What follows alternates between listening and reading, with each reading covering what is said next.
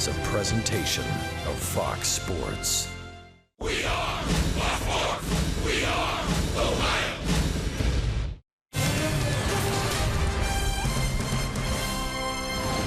The Reds have been playing a lot of extra inning games of late, but last night came out on the winning side. Tucker Barnhart delivers the go-ahead runs in the 10th, and they played add-on with Jose Peraza, put a 5 spot on the board in the 10th, and went on to a 9-4 victory over the Washington Nationals. And this afternoon from Nationals Park, the Reds can gain a 4-game split with the first-place club out of the National League East.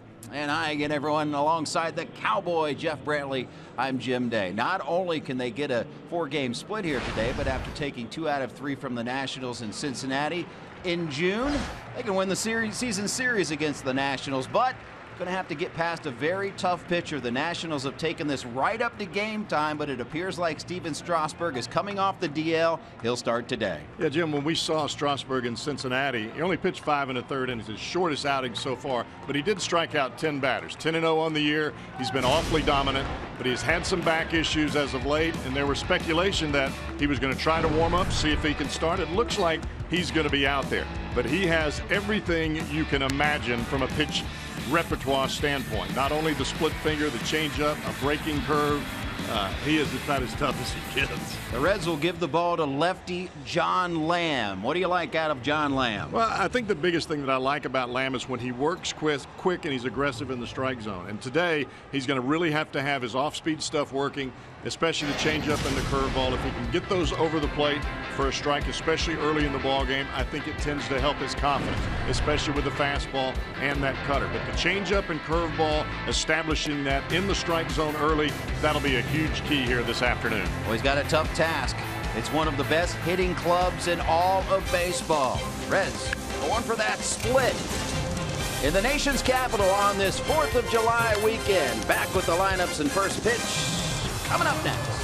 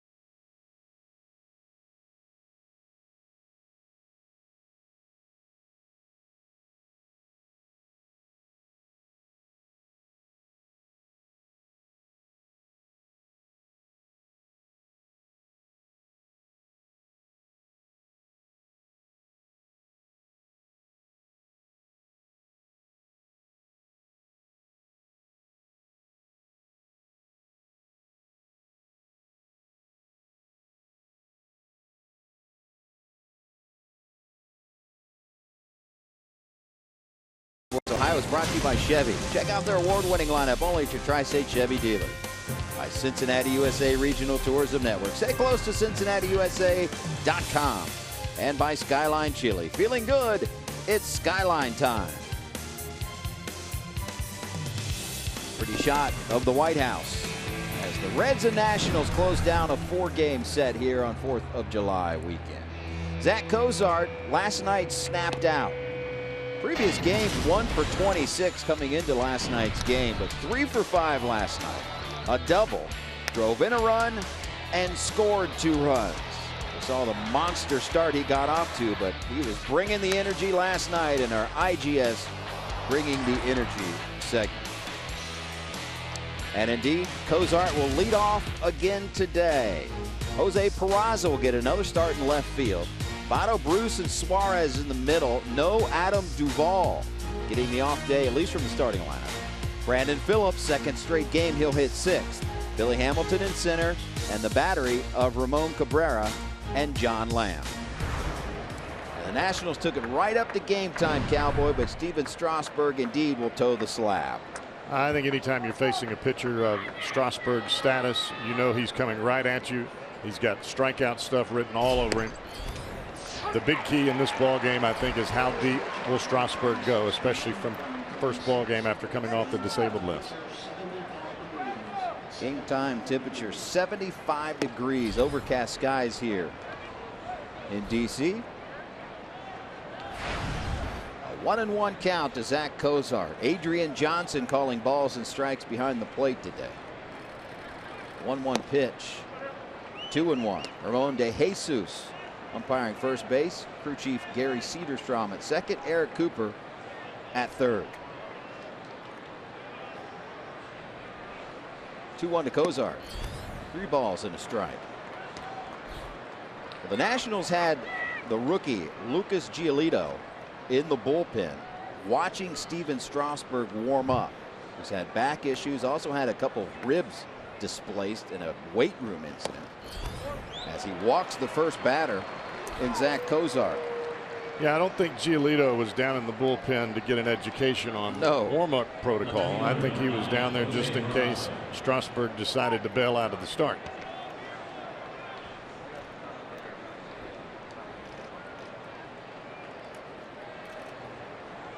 And now Jose Peraza. And the Nationals literally right before the game announced that Steven Strasburg reinstated from the disabled list. They put Joe Ross, who pitched yesterday, on the disabled list with right shoulder inflammation. That is your roster move.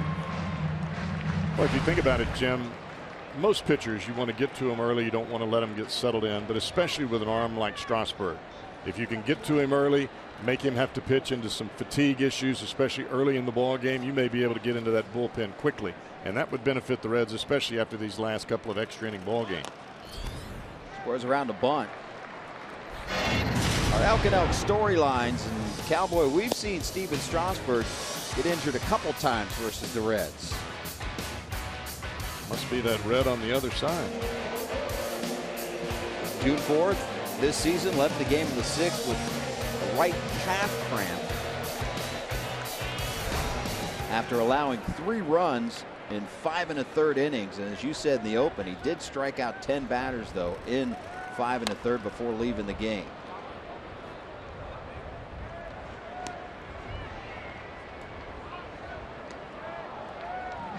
Jose Peraza 1 for 7 in this series. He's driven in a run. Part of that 5-run 10th inning last night, delivered an RBI in the 10th. Has never faced Steven Strasburg in his career.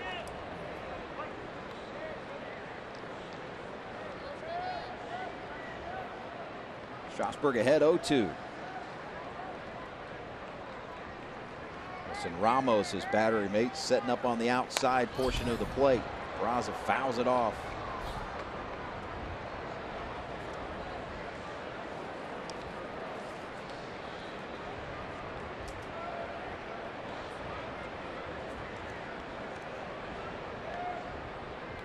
Zach Cozart on first. Stolen 1 base this season, been caught 1 time. Reds haven't sent him much. Recovering from the knee injury of a year ago. Now we'll do the 0-2 again. Side 1-2. Jose Peraza, contact hitter, would seemingly be a good guy in the 2 slot. Well, the reason that he is, Jim, is he's got a great ability to shoot the ball through the right side of the infield. If you want to play hit and run, if you want to take a chance on running a guy, where he's going to hit the ball the majority of the time is up the middle and into right center field.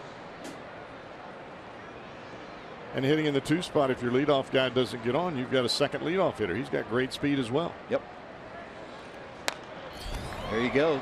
Sends it the other way, but this time foul.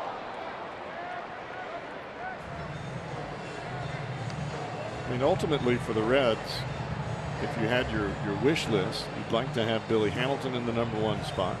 You put Peraza right behind him.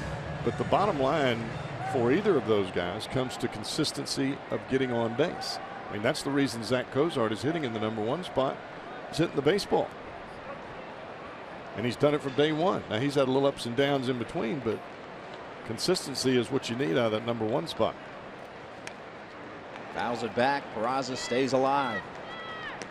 As we talked about in the open, Cozart 1 for 26 coming into last night. Had a good night at the plate last night. Get him going again. Votto is heated up. Perhaps the Reds could be in business. I did say business. Yes, you did. 8th pitch of the at bat on the way. Fights it off again. I think as Peraza matures as a hitter and he's able to have a little bit more comfort, especially at this level in the big leagues, I think the Reds would like to see him be able to take more pitches, be a little more selective, possibly work some walks to get on base. But right now, he's up there swinging for his life. If it's close, he's trying to put the ball in play, but that is what got him here.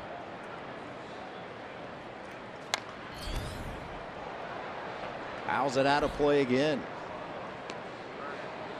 10 pitch at bat so far for Jose Peraza against Steven Strasburg. He's perfect on the season at 10-0 and a 2.90 ERA. Has struggled in his career versus Cincinnati, though. 5 starts and a 5.55 ERA. Reds hope that continues today. Lazy fly ball left field. Jason Worth there. So the 11th pitch at bat goes Strasburg's way, but got him deep into a pitch count, already thrown 15, and we're only 1 out into the first. When you can put together those types of at bats, especially with the guy coming to the plate, Votto known for those deep count at bats. Guy coming back off the DL, you start to run that pitch up, especially in the first 2 or 3 innings. That's what you want to do. You get into the bullpen early. Now Votto did not play last night. A sore right shoulder for Joey on an awkward slide on Friday night. We mentioned it right away when it happened that he went into second base awkwardly, landed awkwardly. Had the night off last night, and the Reds came up with a victory in his absence. Here's this slide, not textbook Cowboy. No, and I mean it was a close play at second base. I think Joey was trying to get to the inside part of the bag. It took him a little bit offline with what his initial drive towards second was going to be, and he ended up having to slide off to the side.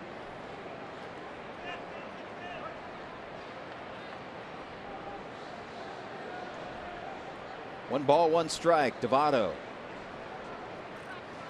Inside. Reds held up their starting lineup as well today. They were waiting to see if Votto was going to indeed be ready to start again.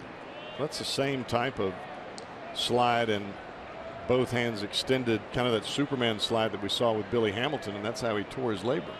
Yep.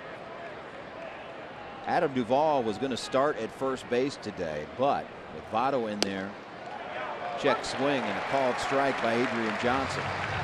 With Votto in there, Duvall, who they wanted to give the night off last night, was a late insert into the lineup after Votto couldn't go.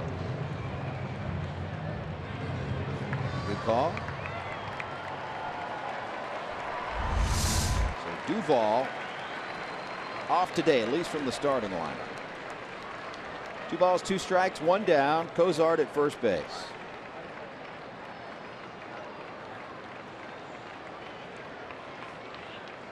And a 2-2.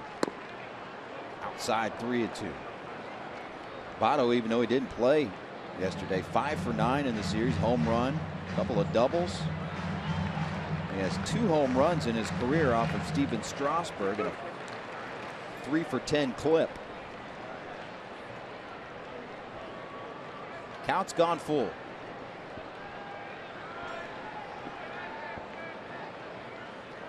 There goes Cozart. Ball 4. 3 straight changeups. He got the high strike call to get to 2-2, missed away and then missed in. All 3 changeups.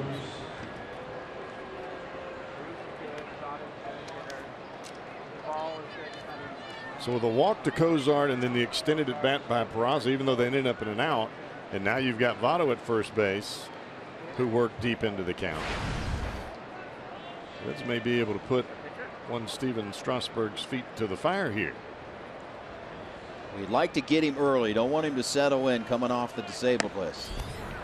First pitch swinging is Jay Bruce.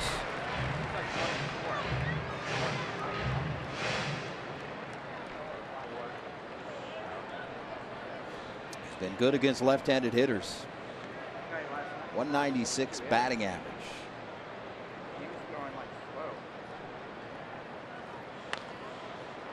Bruce fists one left side, foul ground.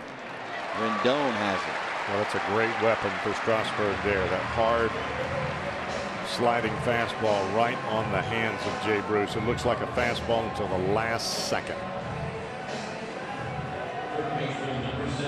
Check out our 4 defensive lineup for the Nationals. Jason Worth in left. Michael Taylor getting the start in center today. Bryce Harper in right. Rendon, who just made the second out of the inning. Espinosa, Murphy, Robinson, or excuse me, Zimmerman at first base. Ramos behind the plate.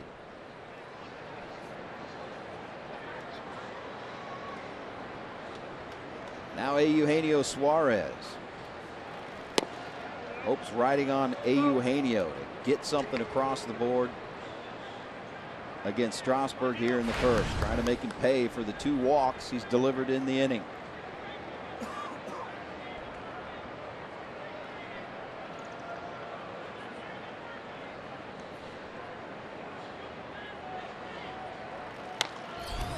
Center field. Right center. Harper comes on for the 3rd out. Strasburg strands 2, and his Nationals are coming to bat.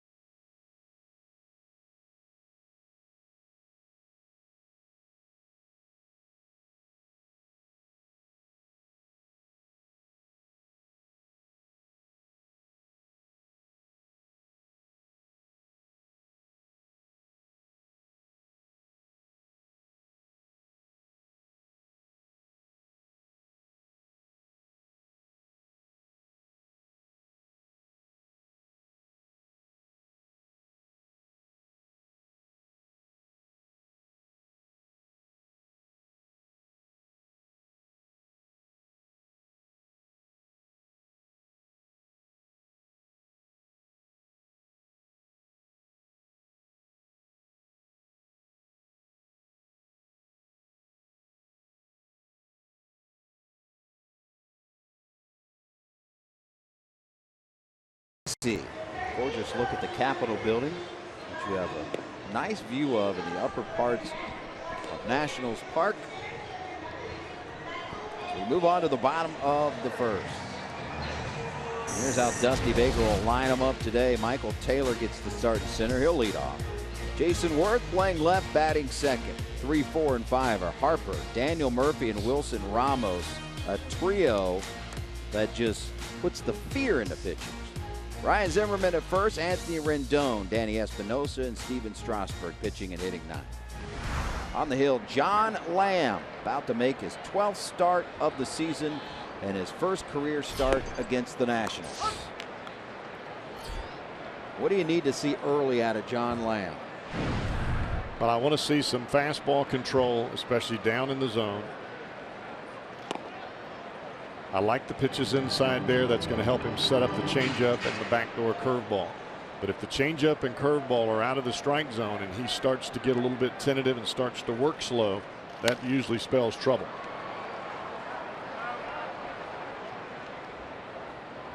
Michael Taylor did not play in last night's game, but has hit safely in 19 of his last 21 starts since May 3rd. .231 hitter overall, 6 home runs, 12 runs driven in. 1-2 from Lamb.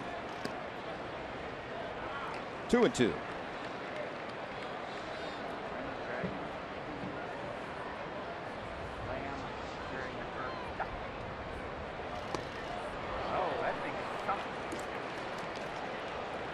I like that right there. Yeah, he missed with the changeup on the previous pitch. Now you look back at the first 3 pitches of the at bat, they were in on the hands of Taylor. He missed with a high changeup. He comes right back to it, has the feel for it, and you can see the bottom fall out of this baseball.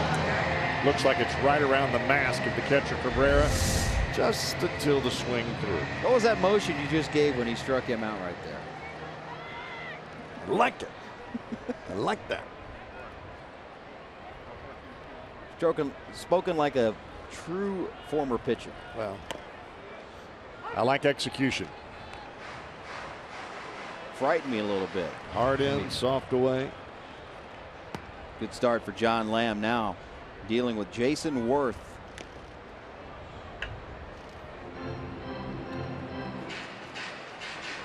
Worth steps in with a .253 average, 10 home runs, 40 RBIs.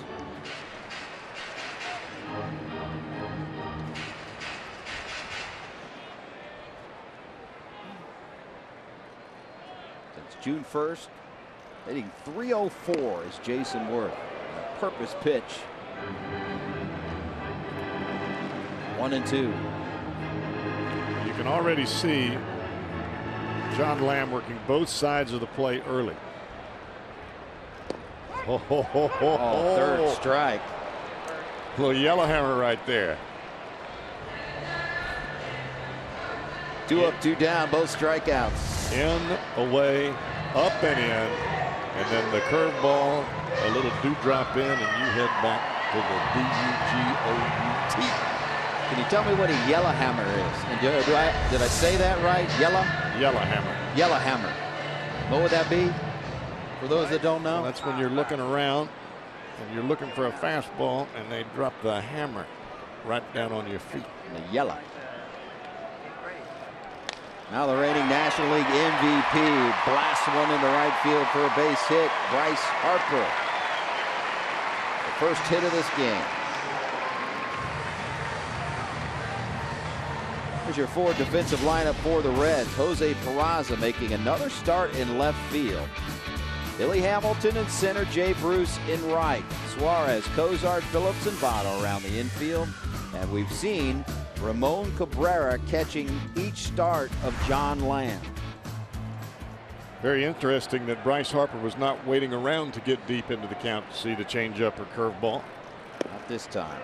And now the National League's leading hitter, Daniel Murphy. Steps in with a league-leading .346 average, 14 home runs, and a team-leading 55 RBIs.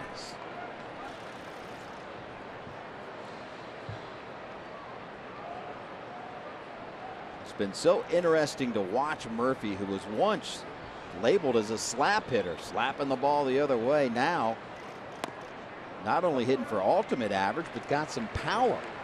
The thing that surprises me, Jim, is his ability to get his hands inside the baseball on that really hard fastball in off the plate, still barrel it up with some significant power. 2-0 to Murphy. Fly balls. Short center field. Zach Cozart out there to get it. A good start for John Lamb. We're off to the second.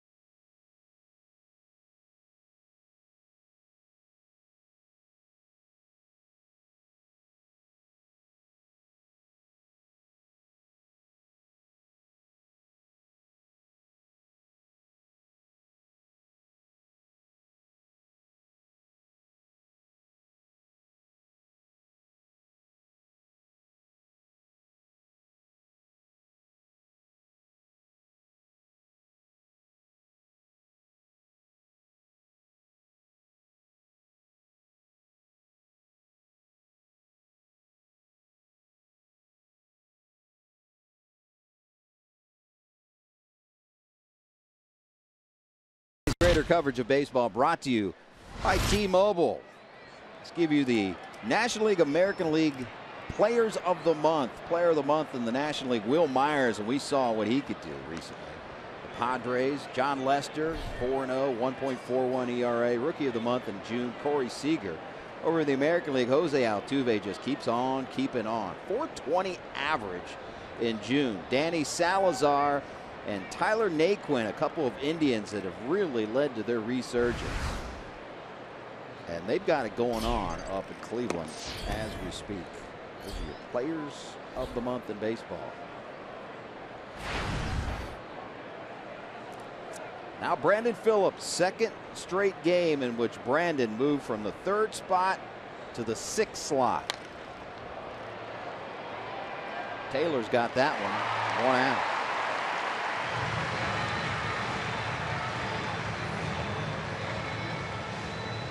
Strasburg, after walking 2 in the 1st, gets an easy first out to begin the 2nd. Billy Hamilton strolls to the plate.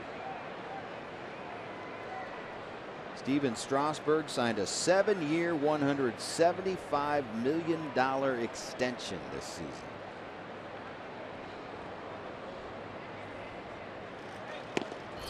He's healthy, and you match him with Max Scherzer, who the Reds, for the 2nd straight series against the Nationals, are missing Scherzer. Team those two guys together with an outstanding bullpen and a very deep lineup. You can see why the Nationals are 49-33, 5 games ahead of the Mets in the National League East. Last 18 starts, 13-0 dating back to last year. 10-0 so far this season. I think when you look at this Nationals club, and granted there are a lot of folks out there looking at the Giants, looking at the Cubs obviously, but if the Nationals can stay healthy, and that would apply to any club that has postseason aspirations, but you look at what you see on the field, you've got veteran ball players, veteran leadership. You've got some starters that have been there, done that. these guys could stay healthy, and they may have a little bit of issue at the back end of their bullpen if Papelbon cannot come back to his old ways. Strikeout number 1 on the day for Strasburg.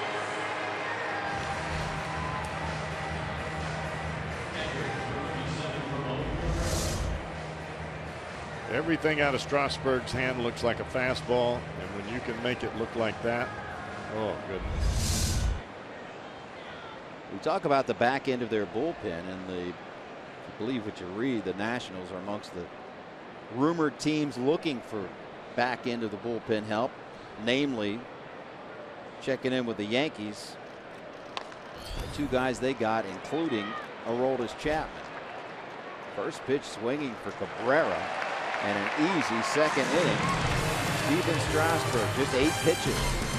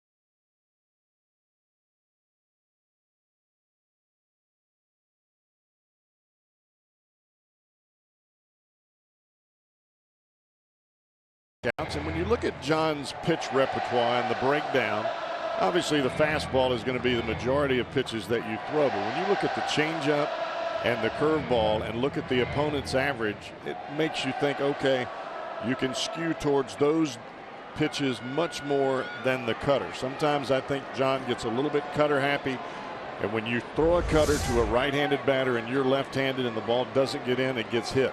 But when you drop a curveball like that on a hitter like Jason Worth, oh darling.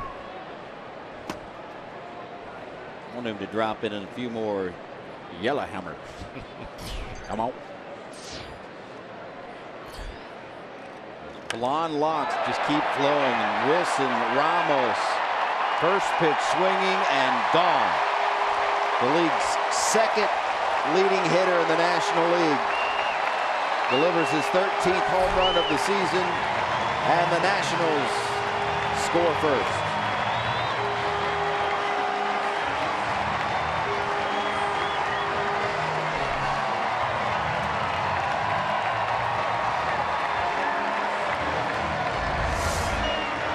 A high changeup, up and out over the plate.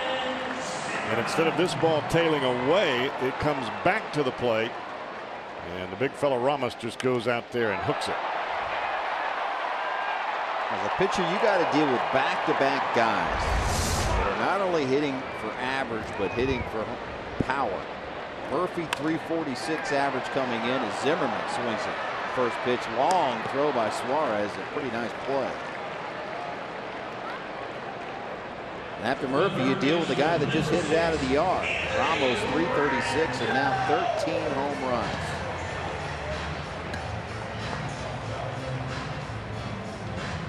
Between them, 99 RBIs now, Murphy and Ramos. Well, you and I talked about the length of this Nationals lineup just the other day. Now, batting average, not so much. But when you've got a guy hitting in the number 8 spot that has 16 jacks, my goodness. 90 RBIs between Murphy and Ramos now. Yeah, that's where we talk about the length of this lineup as Rendon looks at a first pitch strike. Danny Espinosa is tied for the team lead with 16 home runs, and he's hitting 8. Not much let up.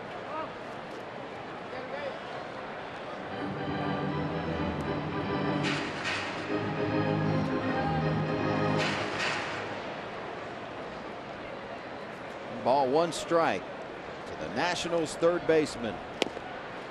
Side corner. 1-2.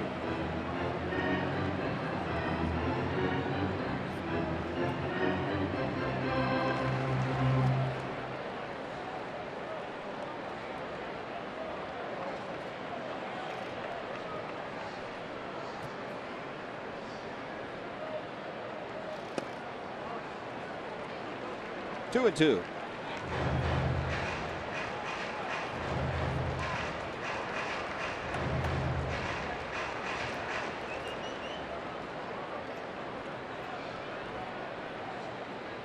Two pitch. Inside. We've gone full. The thing that gets me, Jim, is you look at this ballpark. This is not a home run ballpark. This is a big ballpark.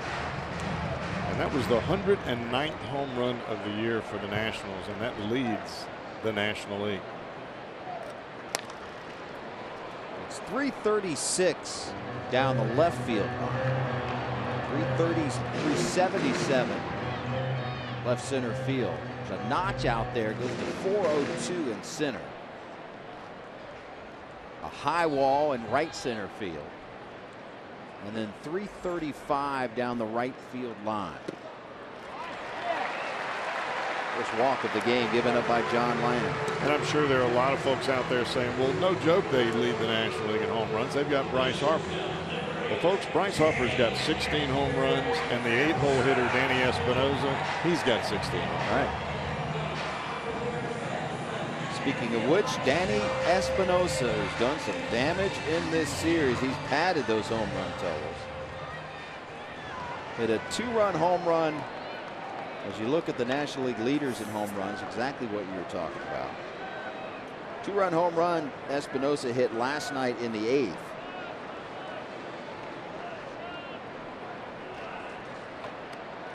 Big damage was done here on Thursday night.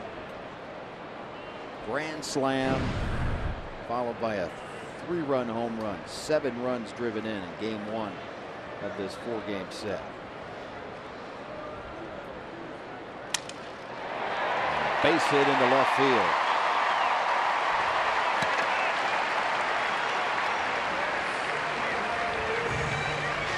Oh, 1 down.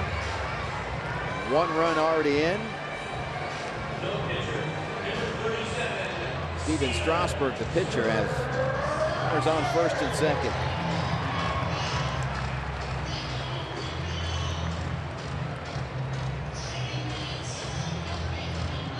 Watch John Lamb's demeanor on the mound, and it's as if you can't tell if he's given up 5 runs or he's given up no runs. Like that or not like that? I do like that. I think when John is at his best, he's working quickly and he is pounding the strike zone. Strasburg lays down the bunt, a beauty. Sacrifice 3-4, and both runners move up.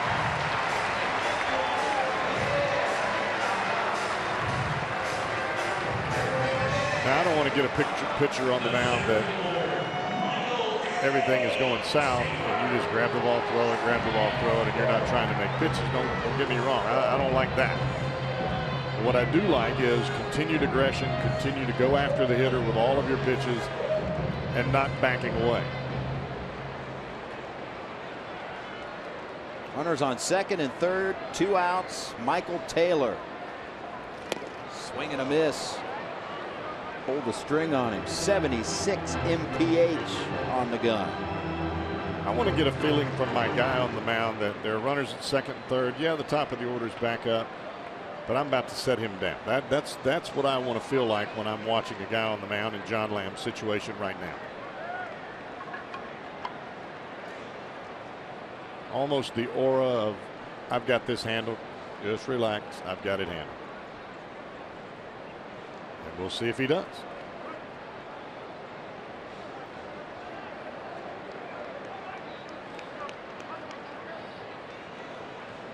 Lamb working from the full windup inside.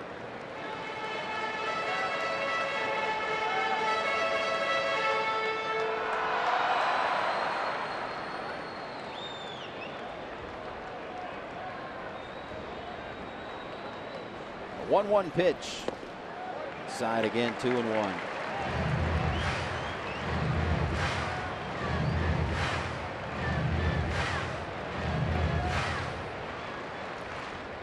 The 150 hitter with runners in scoring position is Michael Taylor. Slowly hit. Suarez is going to have to hurry. Nicely done. Lamb strands 2. Wilson Ramos gets the Nationals on the board.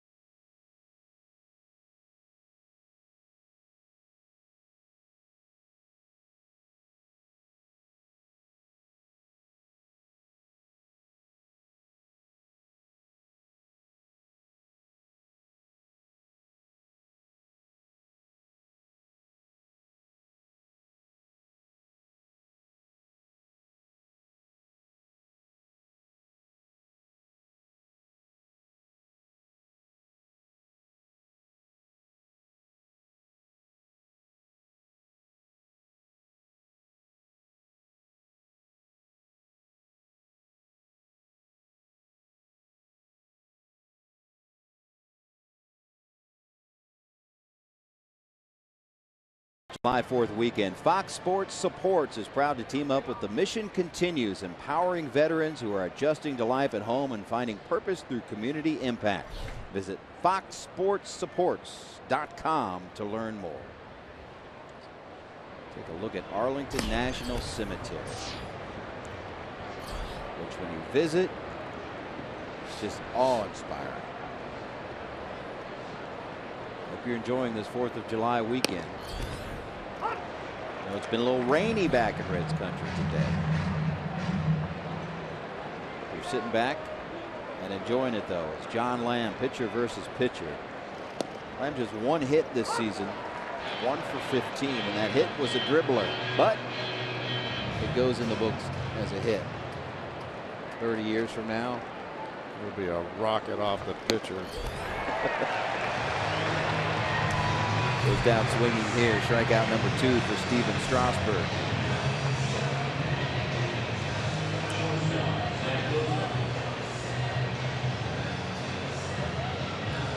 And now Kozar. Walked to lead off the game in the first, but was stranded.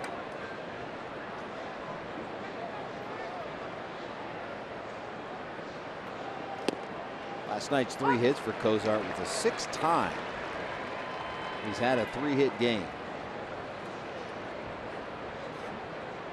6th time this season. Rounder to Rendon. Easy play and easy 2 outs. Just a reminder, enjoy a cold one. Look forward to a Miller Time moment later on. Brought to you by Miller Lite.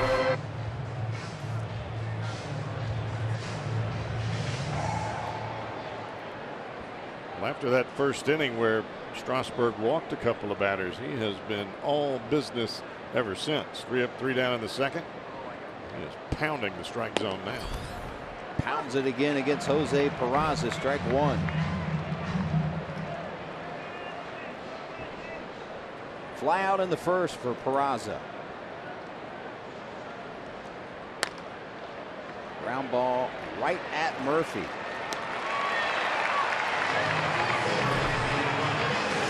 Nationals still lead by 1.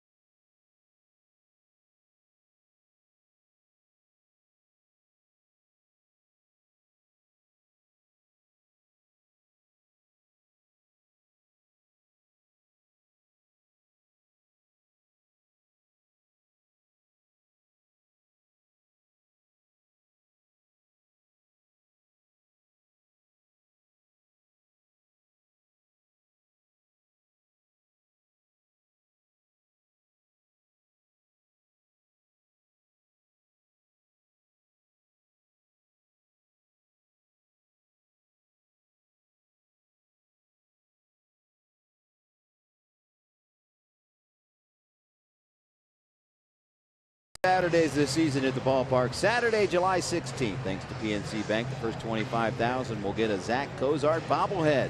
Catch all the action, Reds and Brewers, for only $12. 5133 Reds. For tickets or visit Reds.com. John Lamb, his 3rd inning of work, and Lamb has had a few Achilles heels in his young major league career. One of them being the long ball, and one of them being giving up, putting the first guy he faces in an inning on base. Almost a 50% clip. Yeah, and I think a lot of that is just trying to be a little bit too careful to the first batter that you face.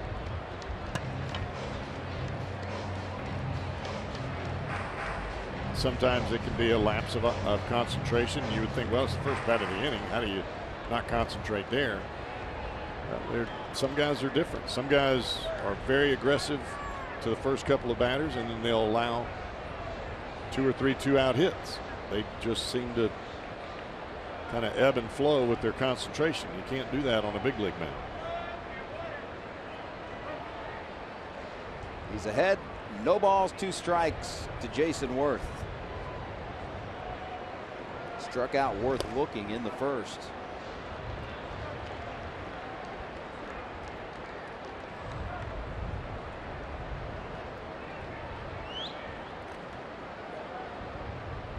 The 1-2 from the Reds lefty.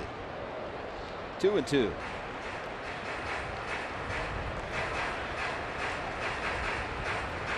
Well, if he decides to go to the changeup away here, he's going to have to get it on the plate.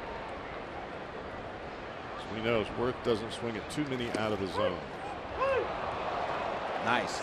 Called 3rd strike right there. 2nd time in a row he struck out Worth looking. A high cutter. Watch where Ramon Cabrera is setting up. He sets up in. Now watch where this ball is. Up at the top of the strike zone. It's all about what have you done for me lately, and what he's done is strike out Worth twice. Now the heart of the order. Bryce Harper singled his first time up against Lamb.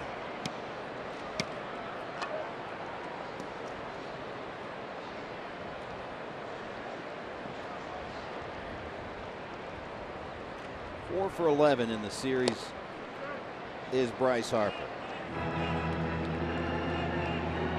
Unanimous selection last year. National League Most Valuable Player.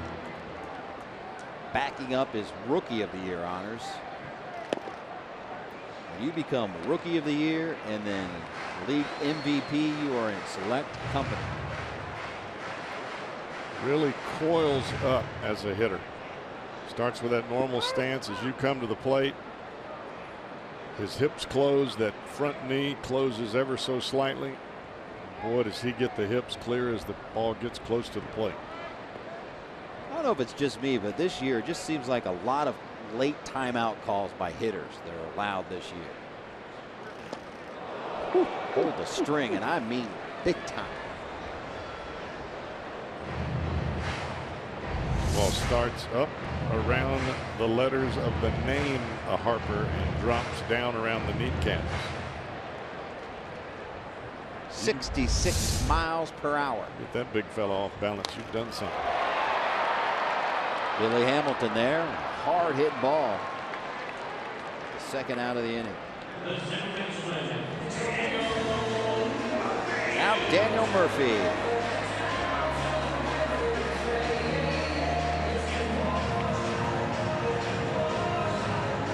The one thing Billy Hamilton does on the field is have fun. He's much like Phillips in that he's always jabbering out there and always having a good time.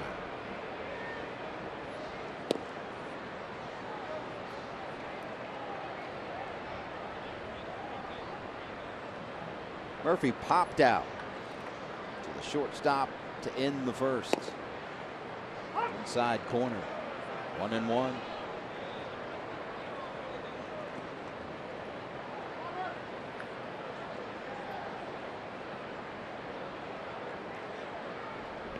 A 1-1 pitch, way inside.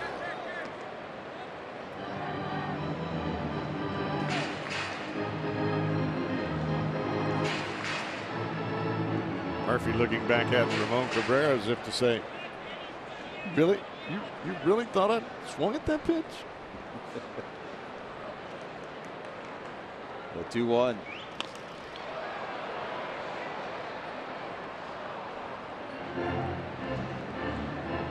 Two balls, two strikes.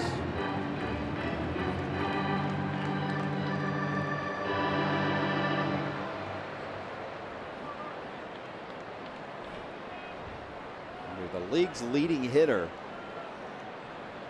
Average not as good against righties, or better against righties than lefties, but still over 300, but not this time. It's right into the shift. 5-3 on that putout.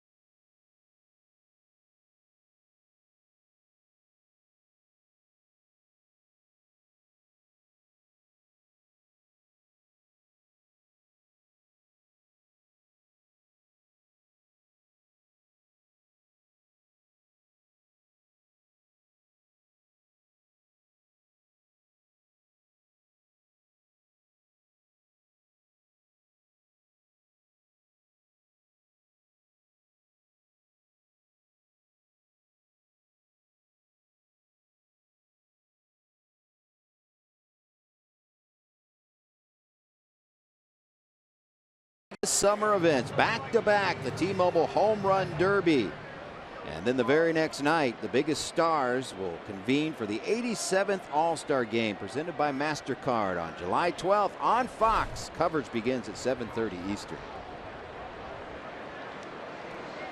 On to the fourth we go. Let's see if the Reds can make Strasburg work a little bit. Threw only 8 pitches in inning number 2 and threw exactly that in the 3rd inning.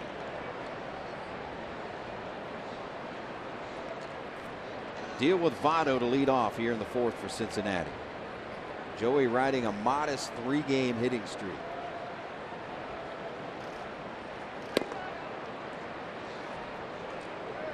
Pretty obvious the way that Strasburg goes about facing Votto. He's the one guy in the Reds lineup he's not going to let beat him. Every other batter that he's faced, he has come right at him. Votto, a little different story. Got 2 of the leading walk guys in the league, in the National League, in this series. Bryce Harper leading all National Leaguers with 65 free passes, and Votto with 52, 4th in the NL. Just what you would expect, actually, out of 2 of the premier hitters. Votto trying to cheat on a 3-0 fastball there.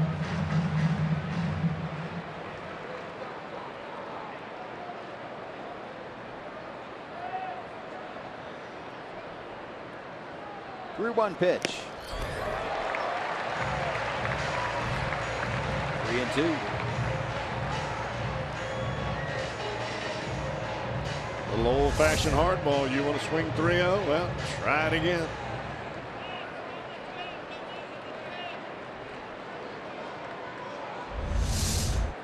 Three-two pitch to Votto. We've seen that many times, just to stay alive. Half swing. Pretty good swing there by Votto. I think he was expecting a 3rd consecutive fastball, and he got a breaking ball, and he still was able to make some contact. He's really mastered that swing. Just staying alive. 3-2 again. Fouls it off.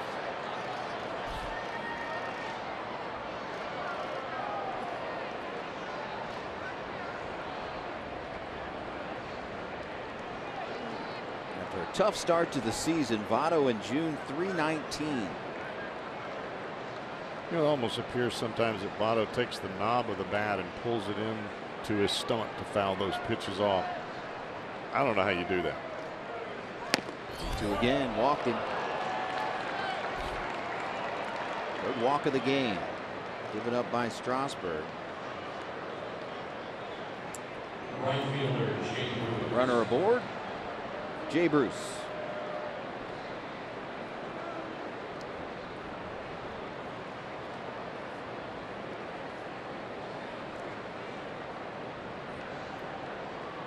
Terrific first half of the season for Jay. Team leading 60 RBIs.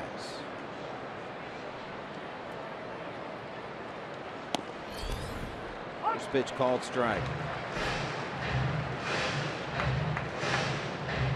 Second most RBIs in his career prior to the All-Star break.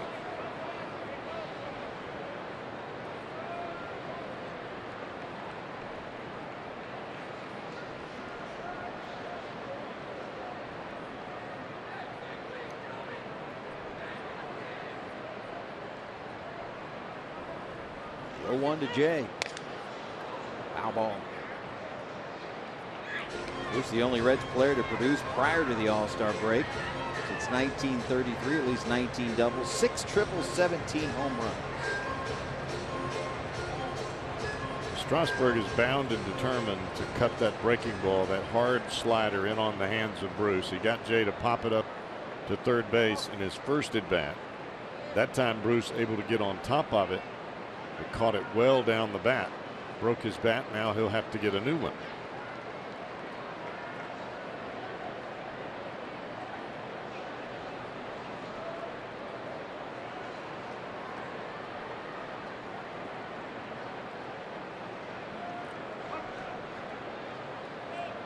See what he can do with that new lumber. He's behind 0-2 in the count. Stairs 1-2. Nationals not employing the shift as we speak. Third baseman and the shortstop are shaded towards the right-hand side. Espinosa nearly behind the second base bag. Rendon shading away from the line. But otherwise straight up. That has to make a happy Jay. Seen a lot of times this year him thrown out from short right field, hitting right into that shift. Seen it from many left-handed batters. Falling behind 0-2, it's now 2-2.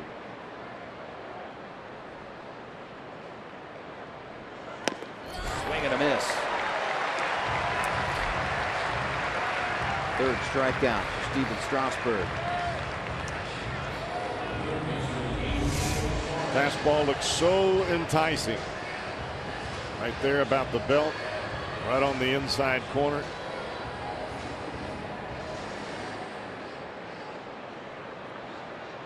Ball sometimes looks like it comes out of the ear, right around the hat of Strasburg.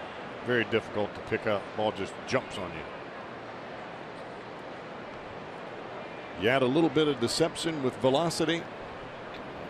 Maybe that's why he's 10-0. Here's Suarez. One down and one aboard. Is deception something you can coach? Well, you want to get a guy out of his natural delivery. You can to a certain extent, but you don't want to take away from the normal arm slot because that leads to injury. There's some guys that will take their front heel, their pivot foot heel, and slide it off the rubber a little bit, give you a little bit more of your back to the plate. Hold Suarez big time right there.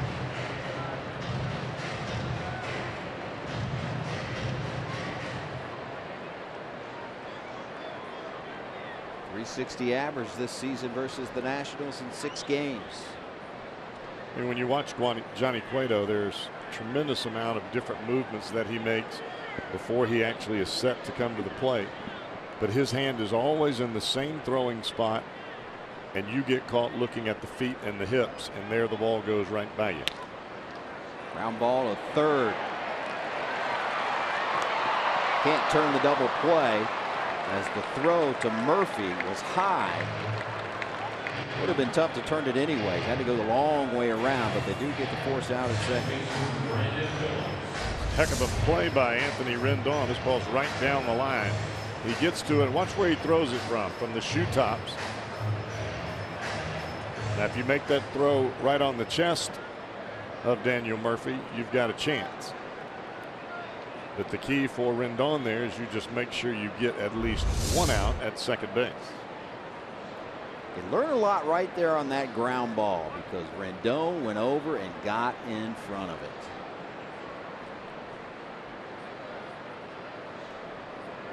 A lot of guys would have just backhanded that ball. Phillips fouls off the first pitch. And I have no problem backhanding the ball as long as you've got your feet set. The problem is when you get your feet offline or you don't have the right footwork and then you're having to backhand something and you're reaching for it on a ball that you could catch easily. That's where the issue for me comes in. 0-1 to Phillips. Missed by a mile. 0-2. You get a third baseman like Manny Machado, Nolan Arenado, this kid. They backhand the ball and it's silky smooth. It's major confidence, feet are set, ready to throw. Arenado's not only best in the league right now, he's one of the best of all time we've ever seen down at third base. And that's saying a lot, I know, but he doesn't get enough publicity for his defense. And his offense for that matter as well. Great player. Phillips lays off. 1-2.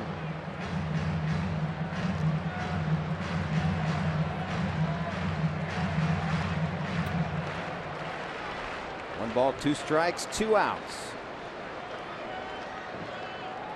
Suarez take a lead from first.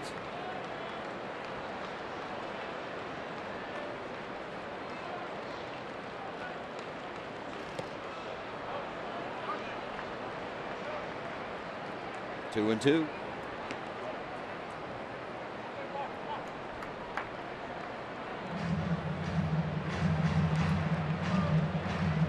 Phillips 4 for 14. His career off of Strasburg. Flying out in his first at bat.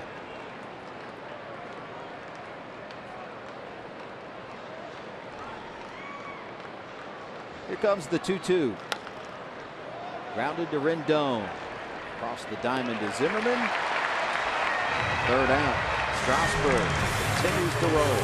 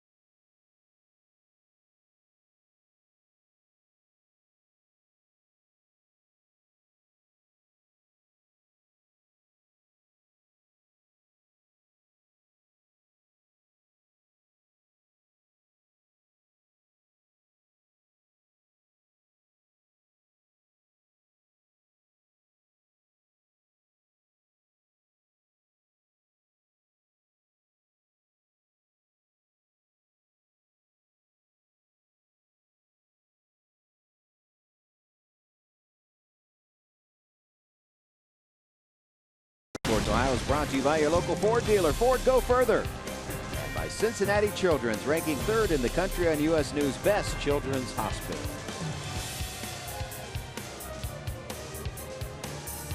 Not many more pretty cities or pretty areas in the country than Washington, D.C. in all its majesty. Next fans looking on Herbert Hoover bobblehead day. And he just won the president's race. Do you think it was rigged? Winning on his bobblehead day? They don't rig anything here. This is the nation's capital. All right. Okay. Herbert Hoover, the 31st president of the United States, or as they sometimes call him, just 31. For lawmakers, this is not just politics. There he is. Now, I have a problem with Abe Lincoln not being the tallest one. I had a problem with Herbert's eyes there. Ugh, scary. There's the bobblehead right there. Now that's good. But the eyes on that thing that was racing, a little alienistic look to it.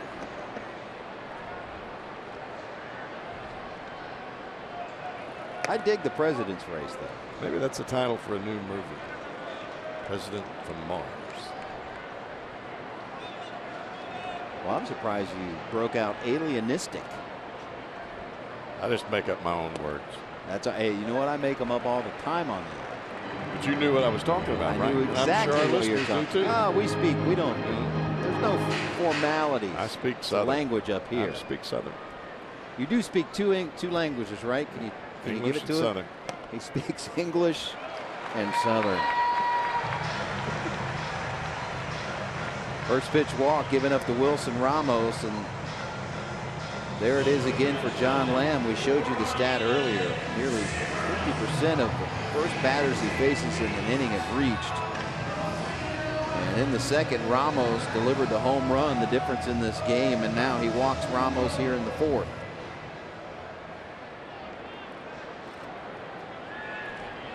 Ryan Zimmerman. First time around back in Cincinnati when the Reds took 2 out of 3 from the Nationals. Zimmerman was on the paternity list. Didn't play at all in that series.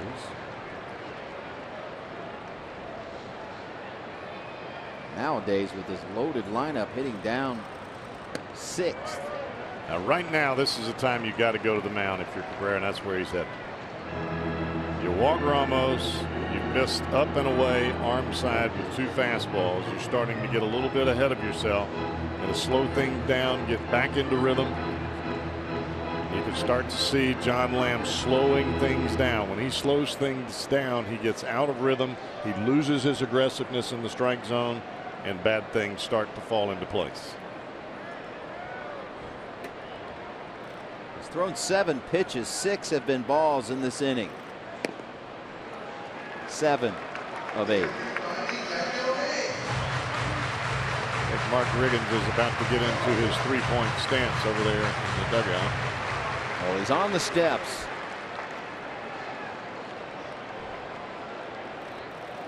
.30. This is 4-pitch walk. And they're off. Here comes Riggins. 30 seconds. He's got to get there. Back-to-back walks in the inning, and Mark Riggins will do the checkup from the neck up. Ryan Zimmerman continues to be a special story over there at first base. He says he's just been motivated for a lot of his life by his mother Cheryl, who was diagnosed with multiple sclerosis in 1995, and she's been in a wheelchair since 2000. He has cited his mother's condition as a substantial influence on his development, saying it forced him to simply grow up and assume responsibilities at an earlier age than most children. And he founded the ZIMS Foundation, which is dedicated to treating and curing multiple sclerosis. He's been very open about talking about it. His mother Cheryl, a retired special education teacher.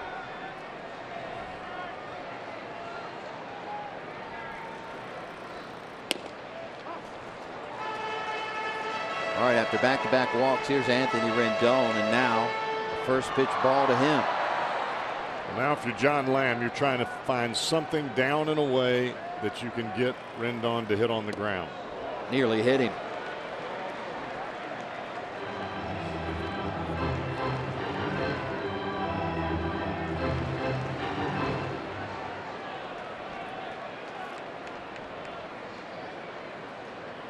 Ten of 11 pitches thrown in this inning have missed the strike zone. Called strike.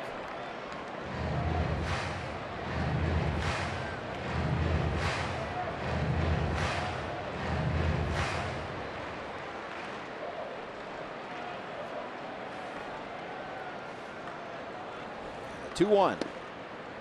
Back-to-back strike calls.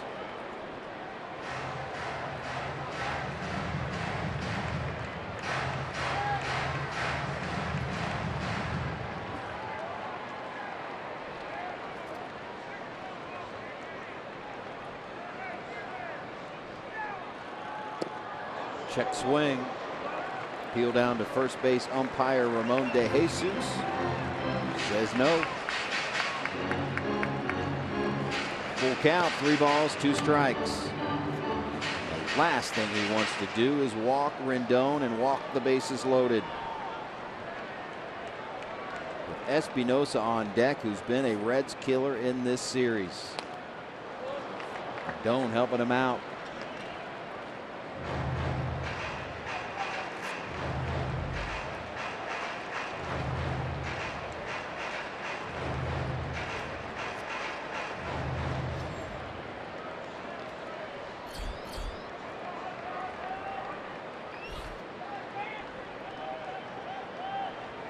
Big pitch in the game right here. And he's walked. The base is loaded.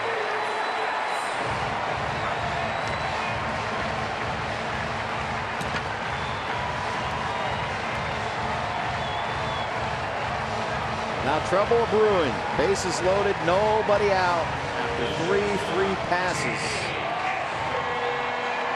When you have rhythm and you're working quickly, it breeds confidence. You feel like every ball is coming out of your hand like it's supposed to, even on pitches that you miss out of the zone. When you slow things down and you get out of rhythm, when you start to miss, you feel like you're on another planet. You feel like, oh, what have I got to do? I've got to make this big adjustment, and it's really making a mountain out of a molehill. First pitch to Danny Espinosa, fouled off. It's one of those things in baseball where you just scratch your head from one inning to the next where you can just flat out lose it. You've been there, right? But you're not losing it physically, you're losing it mentally. And that's the most difficult part of this game at this level, is from the neck up. It's not the other part.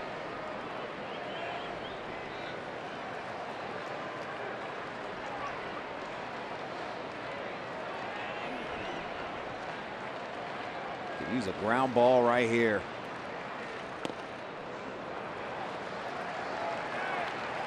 When you're pitching against a guy like Strasburg, who is dominating, he hasn't even allowed a hit yet, tends to creep into the mind of a young pitcher on the other side, because Lamb is probably thinking, all right, I've got to do everything I can not to give up another run. You can't pitch like that. You just have to go out and make a pitch and then follow that by another pitch and not look at the names on the back of the jerseys. He's not even coming close right now. He's trying to make a perfect pitch on every pitch, and that is virtually impossible.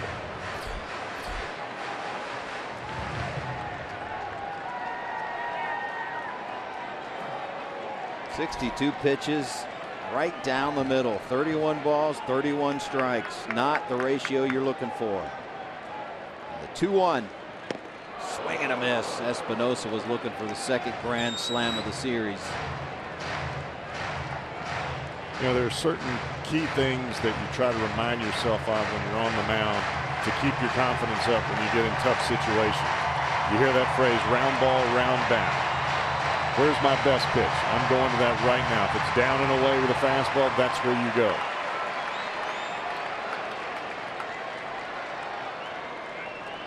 See what he's got in the arsenal here. Foul back. And I love to think in this situation when I was on the mound, Jim, that the pressure's on the hitter. Because if he doesn't get a hit here and he pops up or strikes out and has to go back to the dugout, he leaves the bases loaded. And he's got to go in there and look at all those guys and think, well, I failed. Pressure's on him. Just make your pitch.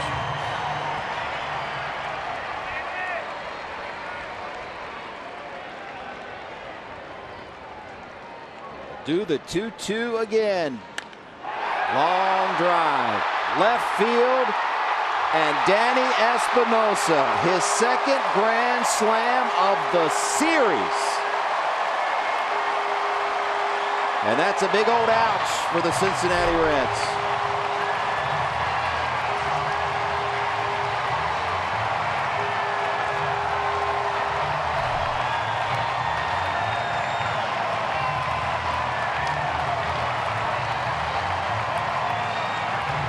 You and I talked about the power throughout this lineup, and it continues to be shown. Ramos hit one earlier, and now Danny Espinosa with his 17th.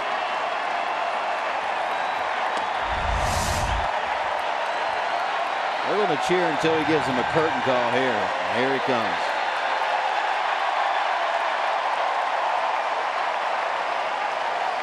Espinosa now takes over the team lead in home runs with 17. Well, it's not a good formula here anyway, with the Nationals leading the National League in home runs hit versus the team in the Reds that lead the National League in home runs allowed. Fourth home run of the series for Danny Espinosa. He knew it right when he hit it.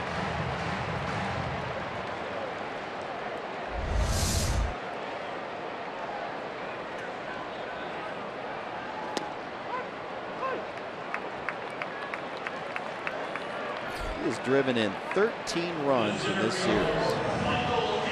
But Jim, I don't think the home run is the issue in that inning. It's the 3 walks that preceded the home run ball. Yep. Every pitcher is going to give up a home run. You're going to give it you want them to be solo shots. But you add those 3 walks there, you put it in a whole different context. To the strikeout of Strasburg, now the top of the order, Michael Taylor.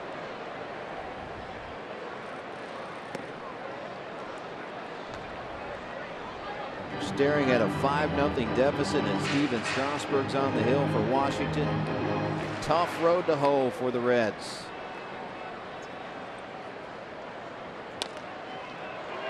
Suarez to his left.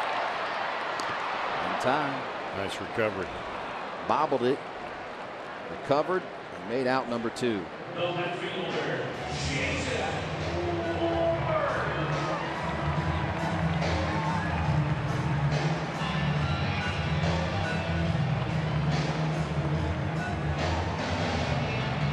Now he'll face a guy that's going to look for some redemption. 2 plate appearances, has struck out looking twice. Pitch number 30 of the inning from John Lamb. Ball 1.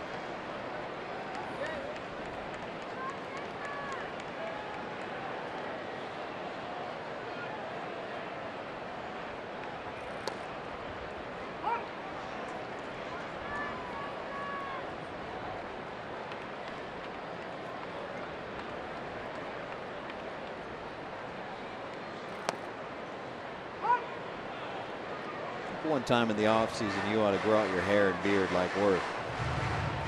How would that go over with Ashley? I think I could do the hair. I don't think I can do the beard. If I started growing a beard today, 3 years from now, there might be a little bit grown. Well, I could do it, but I don't like to itch. Pulled the string on him and has struck Worth out 3 times.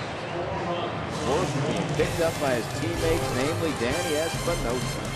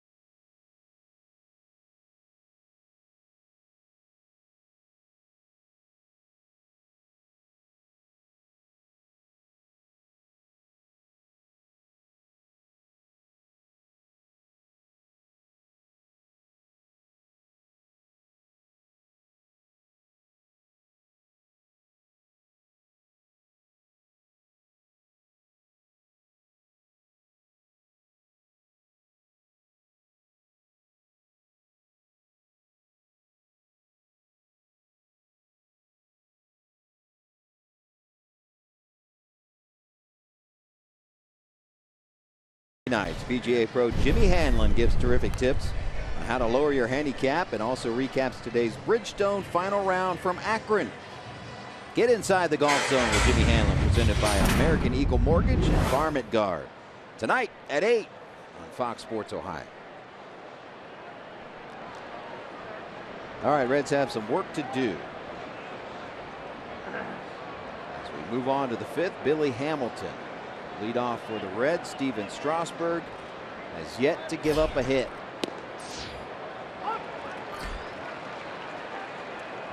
His counterpart John Lamb gave up only 1 hit in the 4th. But when you give up a 4-run inning off of just one hit, obviously you've walked guys, and he walked back-to-back batters.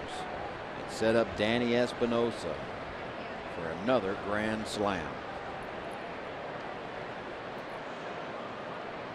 Billy struck out back in the second.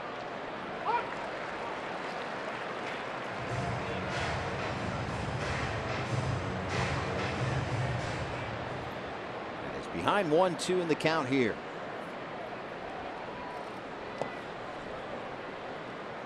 Two and two.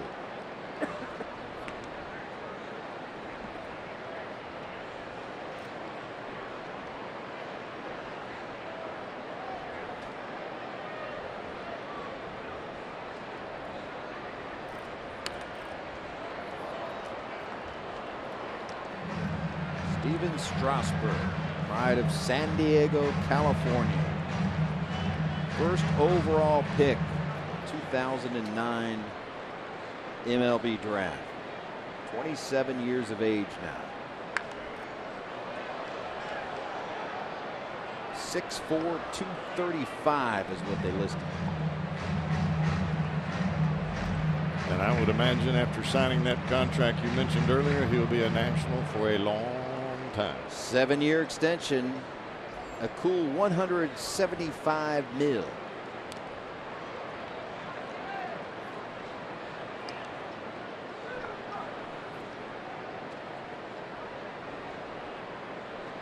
Former Little League teammate of former Red Mike Leake. Well, the guy on the left is signed. The guy on the right, well, he may own part of the Capitol by the time it's over with. Leaping catch, Anthony Rendon to rob Billy Hamilton.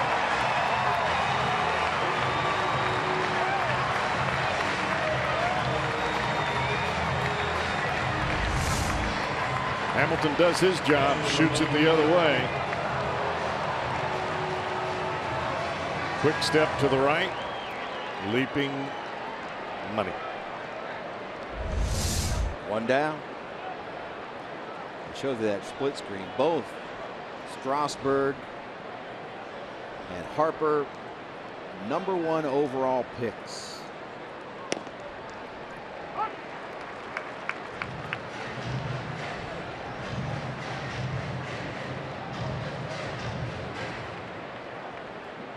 Ken Griffey Jr., a #1 overall pick, later this month, going to the National Baseball Hall of Fame. And I can't believe he's the first player selected #1 overall to make it to the Hall of Fame. It just tells you how difficult it is to not only just scout guys and understand what their talent is going to be. You're talking about looking at a guy like Ken Griffey Jr. when he was 17 years old, 18 years old. Obviously, in Junior's case, all the signs were there. He had a big league father. I think part of his scouting report when he was 17 or 18, senior in high school. Yeah, I saw the scouting body report. of a man. Yeah, definitely. Saw the scouting report, and they said small waist. But the thing about it, though, Jim, is even with that, you know how easy it is to get injured in this ball game, or any sport for that matter. But we see guys come out throwing the ball 100 miles an hour. You think they're bona fide big leaguers to be there for a long time. Injury, off-field concerns, all of those things have to go into the equation when it comes down to that #1 draft or your first pick of the draft. It's not an easy job. Nope. Not an easy thing to prognosticate 17 and 18-year-old young men. Now, who knows what have been of players back in the day as Ramon Cabrera rounds out the Daniel Murphy for out #2. The MLB draft has not been around forever. But since it's instituted, Junior the first one, #1 overall pick. He's going in with Mike Piazza, who's the lowest draft pick to ever go into the Hall of Fame, not counting the undrafted players. But so an interesting dynamic there. John Lamb will take the at bat. Big swing and a miss.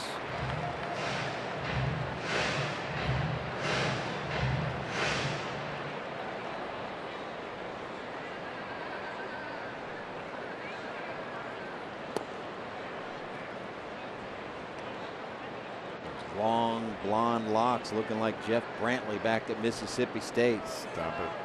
My hair did not look like that at Mississippi State. You had it long in the back, though. Not at Mississippi State. You didn't? No. The Giants? Giants, yeah, yes. there you go. I saw the baseball card. You and the Giants.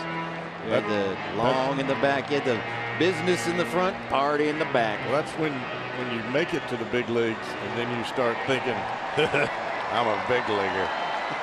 You just start not shaving, your hair grow out. We've seen that a lot from pitchers. I don't know what it is with pitchers, but there's a lot of facial hair. Well, I think part of it is you're trying to exude a certain mental frame of mind, a look on the mound. You got 4 days to be in between starts. If anything, the pitchers should be the ones clean shaven. Steven Strasburg continues the roll. The Reds are hitless through 5.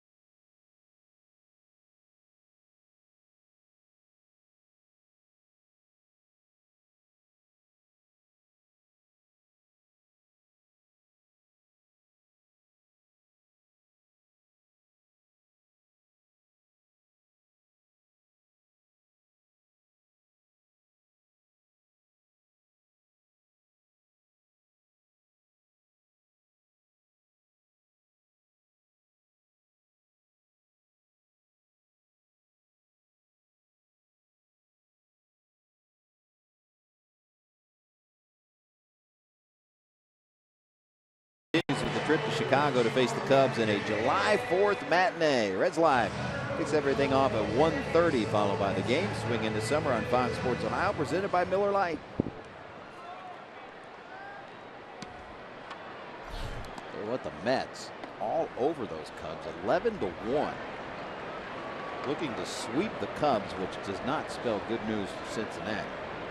John Lester gave up 8 earned runs in less than 2 innings pitched in that game. Yikes. The Cubs will be, if they lose that game, will be might be angry tomorrow. 5th inning now. Bryce Harper versus John Lamb. 1-1. Long drive. Right center field and forget about it. Bryce Harper touches up John Lamb. Danny Espinosa delivered a team-leading 17th home run earlier in this game, and Harper says, I got you. Ties him with his 17th long ball.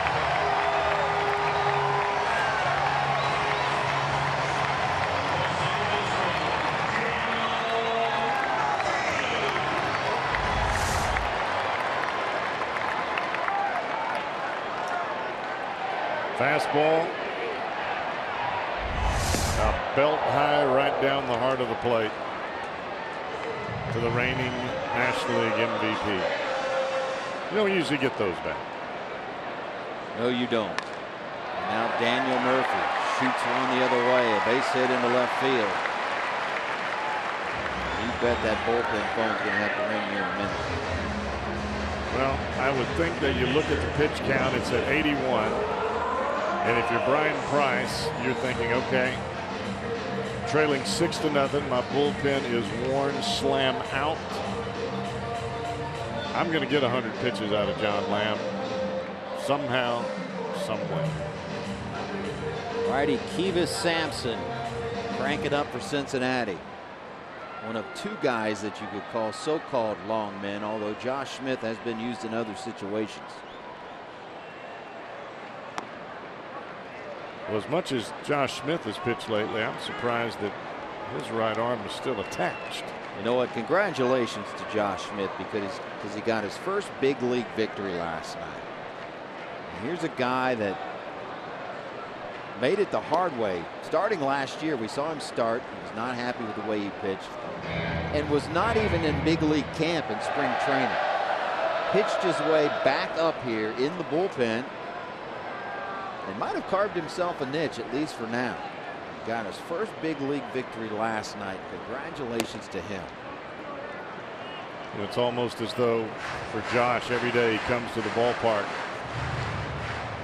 he's telling Mark Riggins and Brian Price, I'm ready to go. Yeah, I'm ready to go. You don't hear that from all the other guys down there. Smith's a throwback. Right center field. This will go all the way to the wall. Daniel Murphy, they're going to wave him around, and he will score easily. An RBI double from Wilson Ramos, and it's 7-0.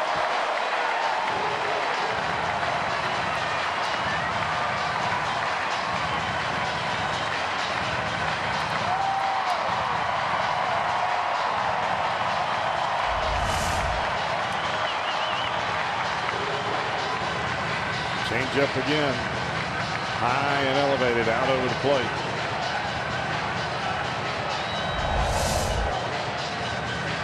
Mark Riggins back out after Ramos delivers double number 16 on the season. Riggins will buy some time for Sampson to continue to get loose.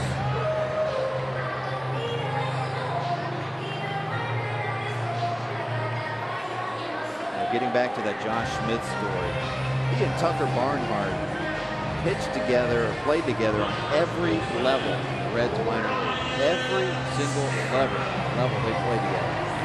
And with Barnhart delivering the go-ahead run in the 10th last night, Smith said it was almost fitting that Tucker delivered the game-winning RBI for my first big league victory. That's pretty cool. Two have shared a lot of time together. Yeah, that's the one thing about up here. There are a lot of accolades to be had. There's a lot of adoration shown on you when you do something good. When you've got a guy getting his first major league victory and he is giving credit to someone else on the club because of that victory, that tells you something about Josh Smith. I wish more guys would do that instead of just saying, yeah, I really helped the team a lot. I did what. Yeah, I don't want to hear that. And that's across the board in baseball. Well, they gave him the business when he got in the clubhouse, as they do many players that get their first victory. I'll just tell you that it involves a place where you can clean up easily, like the shower. And he told me this morning they just poured a bunch of stuff on him, basically. The only thing he could smell was Listerine and beer. Grounder to Suarez, runner holds at second base. That's the old whatever is available shower. Exactly. He said it was freezing cold.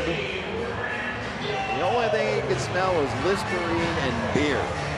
Well, they pull stuff out of the refrigerator. Yes. Nothing to shred up lunch meat, pour it all up in your hair.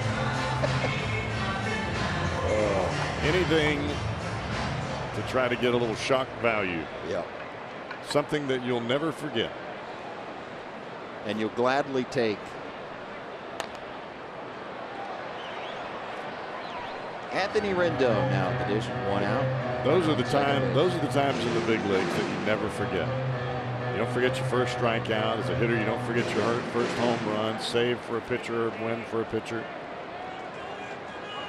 You don't forget your first base hit. And That's regardless of a pitcher or a hitter.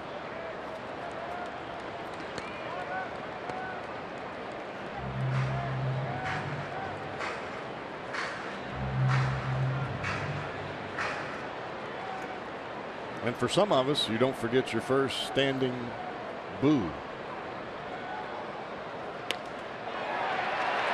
Base hit left field. Hold at third. When was your first boo? Would you like to share? What's that? Standing boo? St. Louis. What happened? Well, I had the surgery in Cincinnati in 1997, missed the whole year. Got traded to St. Louis. Hold on, Cardinals fans boo? Oh, they lit me up like a Christmas tree. Here comes manager Brian Price. That's going to be it for John. I think they thought I was the second coming of Dennis Eckersley because I won the Rolaids '96. I was the reliever of the year. Got traded over there, but after that shoulder surgery, you could kiss the baby, and I knew it, and they didn't, and they let me have it. Tough day for John Lamb. He leaves. On comes Kivas Sampson. It's our Skyline Chili. Call to the bullpen.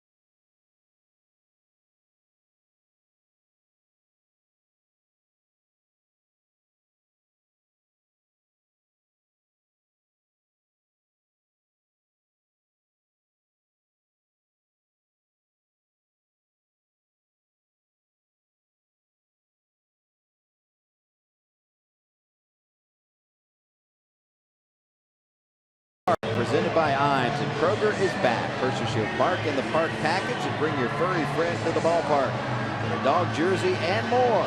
Spots are always going fast. Go to Reds.com/dogday and purchase today.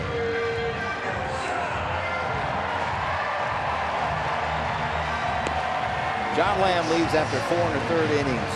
8 hits, giving up 7 runs as we speak. There are 2 runners on, which are his responsibility. Walked 4, struck out 5, and 3 home runs. Now righty Kivas Sampson trying to limit the damage.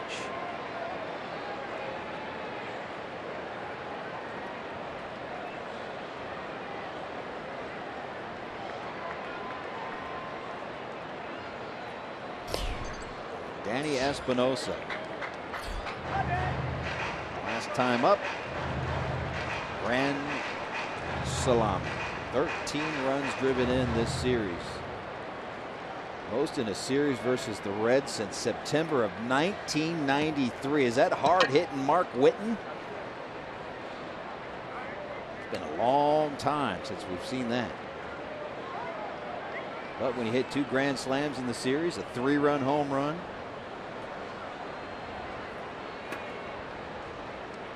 and a 2-run home run last night. And again, he hits 8th in this lineup and rips one into right, make that 14 RBIs.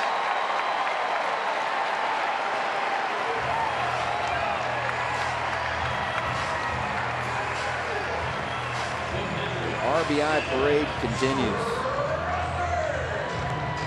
know, the incredible part about Espinosa, he hits the ball out of the ballpark right-handed as consistently as he does left-handed.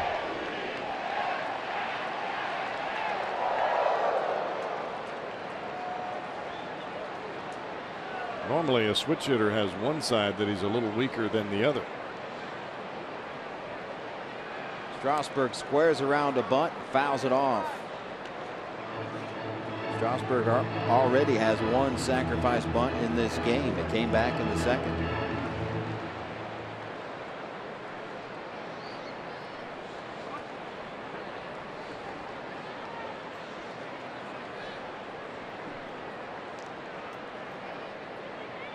Try it again. High and tight.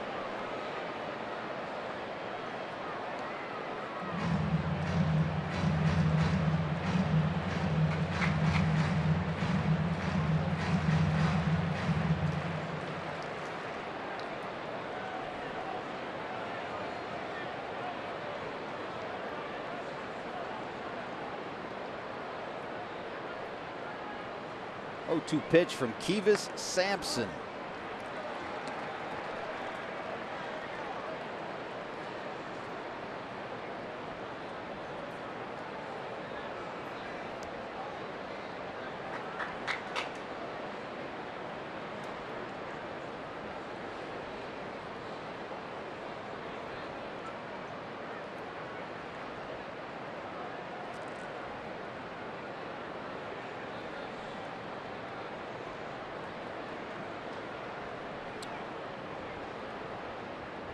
Comes the 1-2. Fouled off.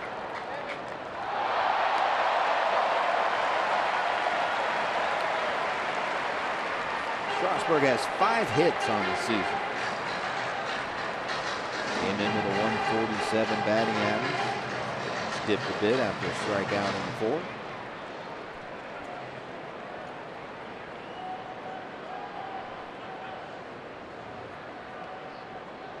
Do the 1-2 again. Side 2-2.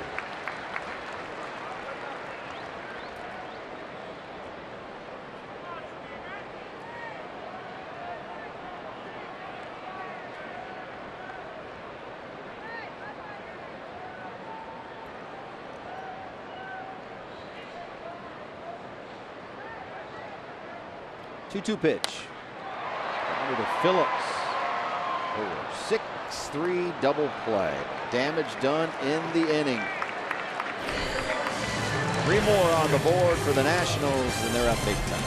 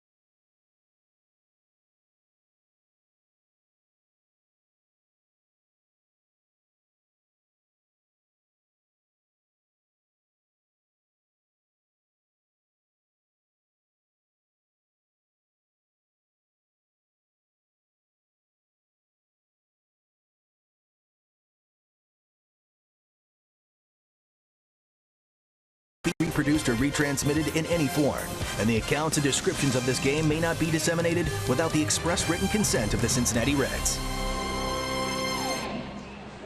The Place to be this baseball season is the Kroger bleachers at the ballpark, located under the main scoreboard in left field. The Kroger bleachers is the place to catch all the Reds action. For tickets, 513-381-REDS.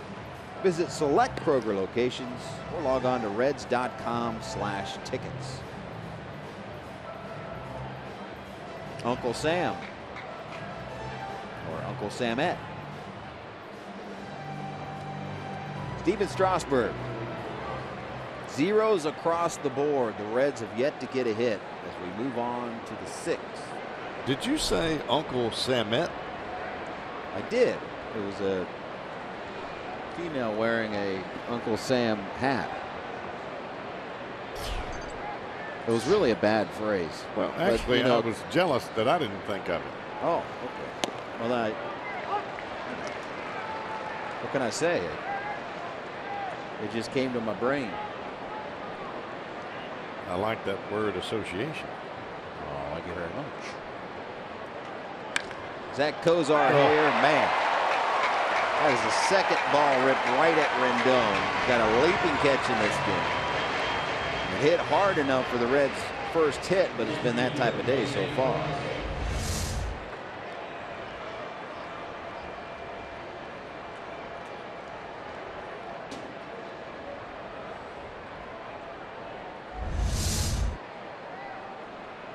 When you get into the 6th, then you haven't given up a hit. You start looking ahead as Peraza, backhander, leaping. What a play. Turned in by Danny Espinosa. That's as big league as it gets right there. And it keeps the Reds hitless.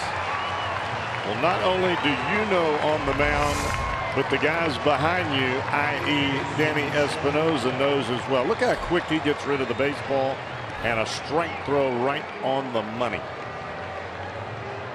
There's a little more heightened awareness when something like this is going on, not only for Steven Strasburg, but for the men behind him. That is some Dave Concepcion action right there, because you better believe he meant to bounce that ball.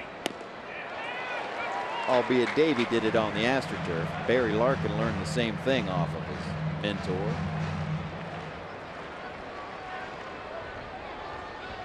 What a play. 2 outs and now Votto. Votto's drawn 2 walks in this game. And like you said, Cowboy, the one guy in the lineup that obviously Strasburg doesn't want to hurt him.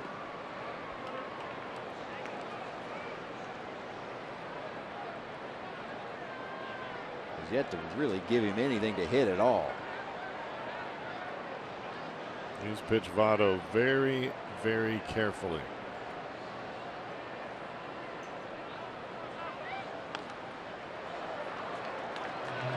Cutters in on the hands, changeups down underneath the strike zone. I don't believe he has thrown Votto a curveball yet.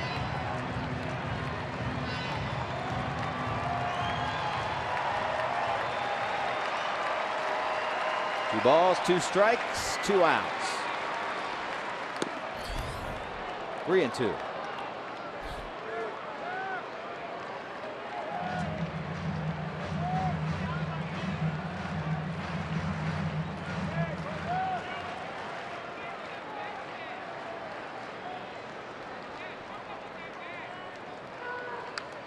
Dials it back.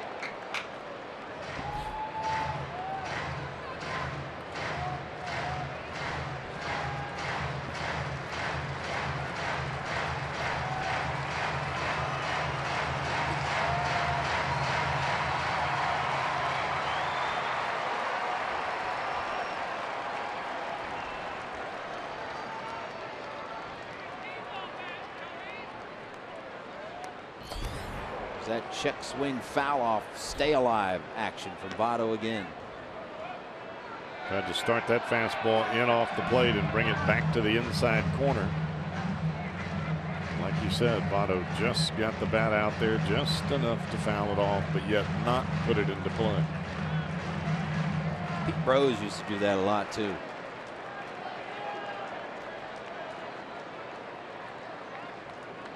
Like Pete.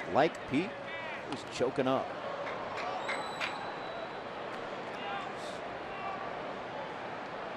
And he's got 2 strikes, chokes up even more.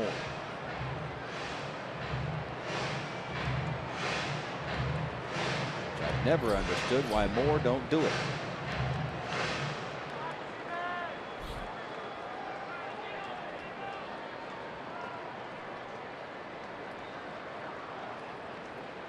Ninth pitch of the at-bat on the way. Popped it up. Rendon calls for it. Another 1-2-3 inning for Steven Strasburg through 6. Reds with no hits.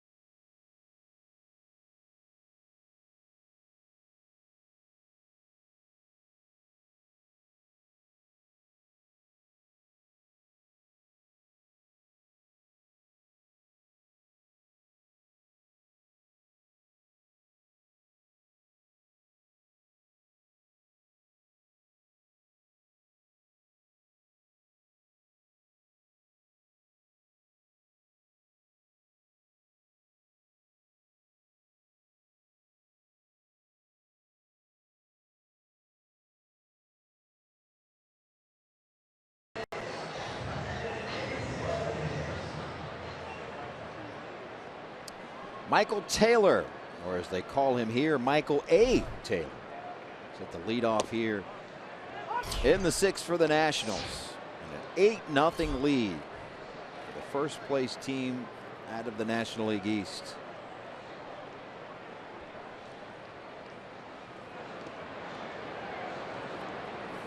Michael Taylor, June 22nd, Dodger Stadium, a night he would rather forget. At the plate, it was a tough one. 5 strikeouts. But it really pales to what happened.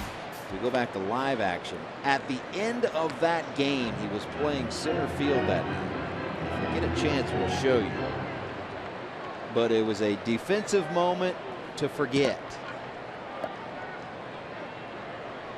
As Kivas Sampson delivers the 2-1 pitch. And here's the play. Yasiel Puig at the plate. Taylor comes in, routine in the outfield, under his glove, and it resulted in an error. But Puig came clear around to score. It was a walk-off for the Dodgers on a ball that was a routine ball to field in center field. It was a day to forget, and bat to forget right there. June 22nd, 5 strikeouts. And a game-losing error. Yasiel Puig clear around the bases, a head-first slide, and it was really one of those. It was an unbelievable finish. Even the Dodgers players couldn't believe they won that game.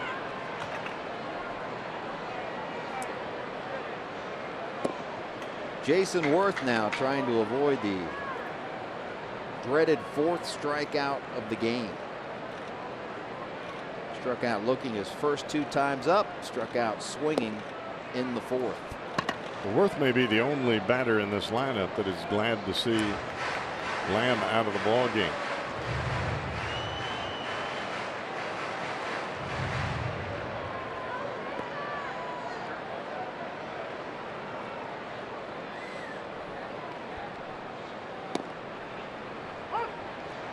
strike, 2-1.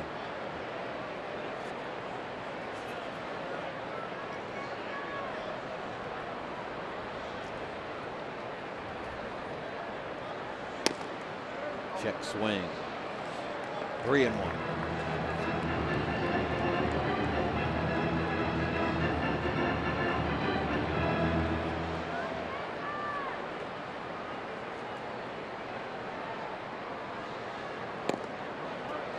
All four.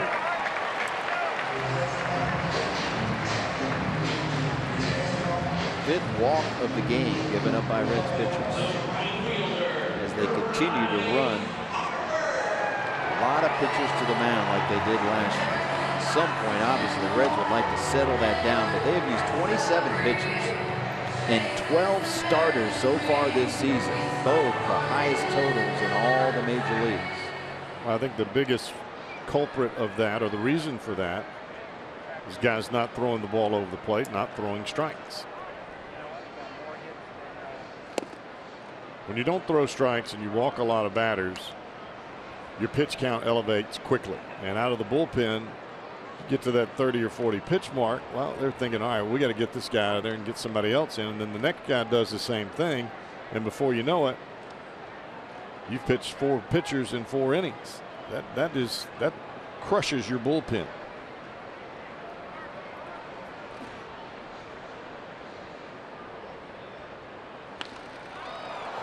Bryce Harper, other way, but foul. Nice catch down there. One-hander. Wearing the stars and stripes. Got a little food in his hand, too, so.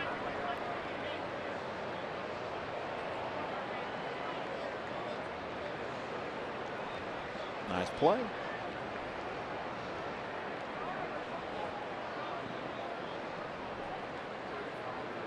Bryce Harper last time up, home run number 17 of the season. 1-1 from Sampson. Inside, 2-1.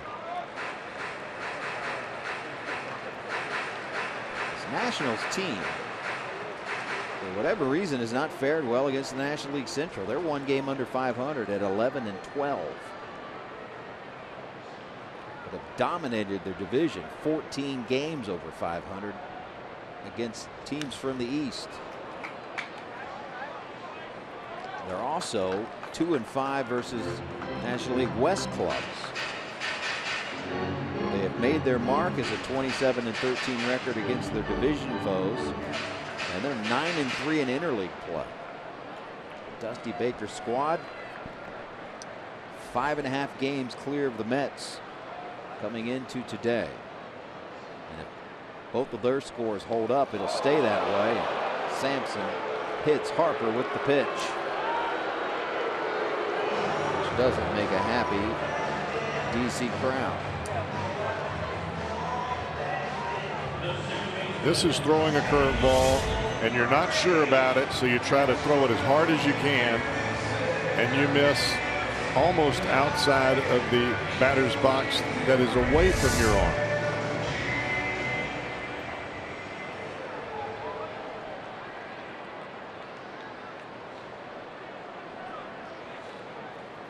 Now runners on first and second, still only 1 out. Daniel Murphy.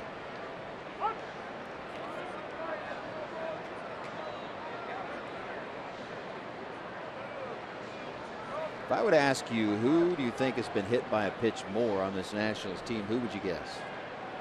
Jason Worth. Danny Espinosa. Been hit 13 times. Past Eugenio Suarez, and Jason Worth is going to score. Throw to third. And Harper safe at third base. And the Nationals play add-on. Scored a base hit. That ball could have been gloved at third, albeit tailing away from it.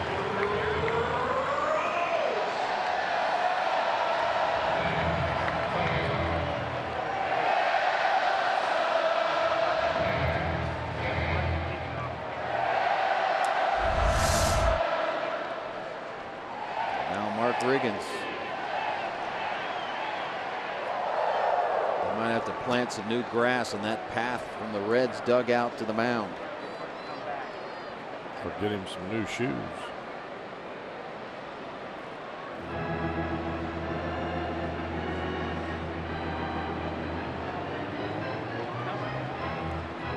Jim, there you can have all of the instruction and all of the teaching that you want. But when you bring guys up from AAA that are throwing consistent strikes and they get here and they don't throw the ball over the plate, that relies with them. It's not the pitching coach, not the manager. It's the kid with the ball. You just have to figure it out. Got to get over the hump. First and third now, still one out. Wilson Ramos. He's already delivered 2 RBIs in this game, including his 13th home run of the season. Season average sitting at .342.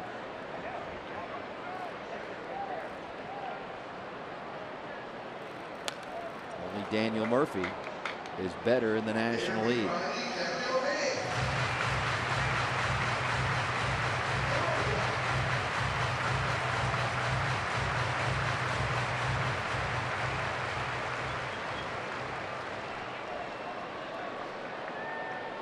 Murphy takes his lead from first. Harper from third. And the 0-2 pitch to Wilson Ramos. Side 1 and 2.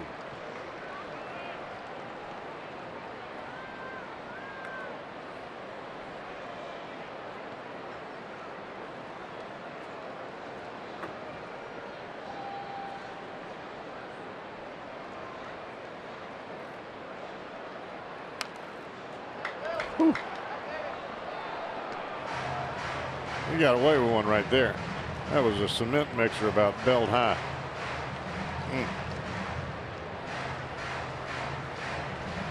Spin ball, not much movement, just some spin, right? That's why you call it the cement mixer. Comes up there screaming, "Hit me." When you throw those, you just take a deep breath when they foul them off. Thank you very much.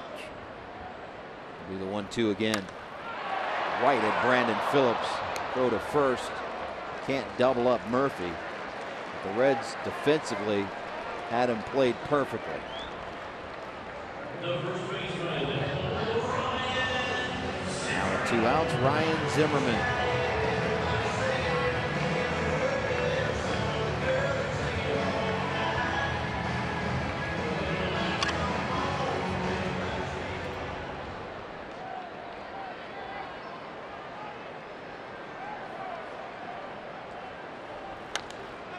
Popped it up. Look out. Votto. Got it. For the third out. Nationals get another.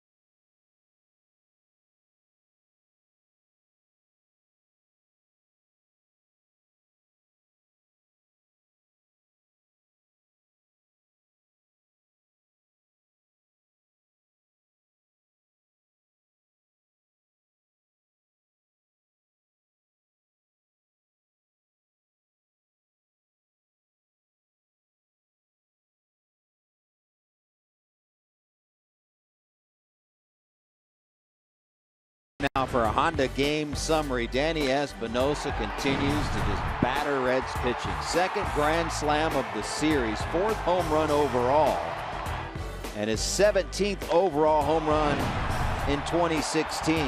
Bryce Harper matched him for the team lead, his 17th. Steven Strasburg, 6 innings in the books. He has yet to give up a hit. He has walked 3 batters and struck out 4, and Espinosa doing it with the bat and the glove. It has been all Nationals here from Nationals Park. As we move on to the 7th, and still goose eggs on the board for the Reds. Jay Bruce, first pitch swinging. Both defensive changes for the Nationals. We saw this in the blowout on Thursday night. Chris Heisey enters the game for Jason Worth in left, and Stephen Drew replaces Daniel Murphy at second base. Both of those changes are straight up. So with the big lead, Dusty Baker giving his veterans the rest of the day off.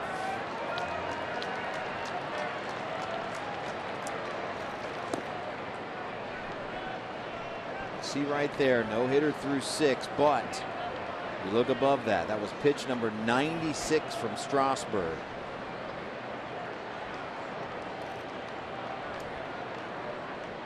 And even with the no-hitter, you cannot. Who knows what will happen as Bruce goes down on strikes. 5th strikeout of the game for Strasburg. Can't imagine Dusty Baker would leave him out there. I think this is probably his last inning. So if it's going to be a no-hitter, it's going to have to be a combined one, unless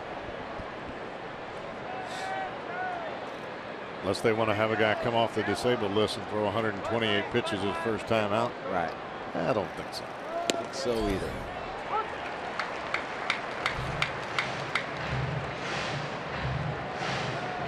Always a tough call for a manager when you have to take someone out who hasn't given up a hit.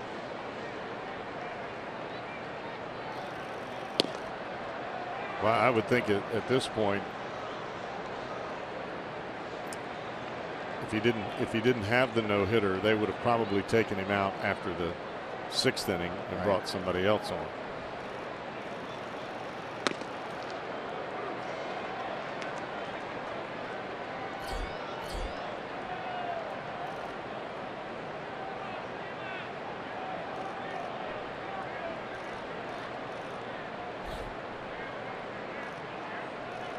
One pitch to Suarez. Missed by a mile. 3-1.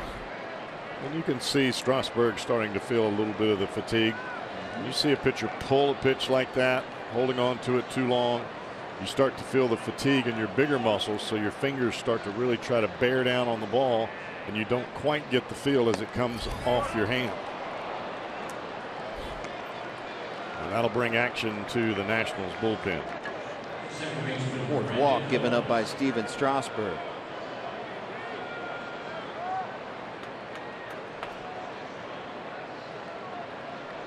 Looks like righty Blake Trinan will get loose.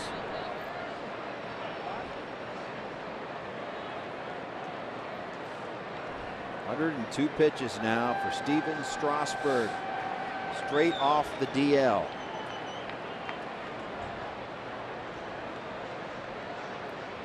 First pitch to Phillips, right down the middle, fouled off. Blake Trinan warming in the Nationals pen, right-hander. Right-hander. Right-hander, as you like to say. You still crack me up every time you say you speak 2 languages. English? Southern. I don't know why that never gets old. Wild pitch. Suarez goes to second.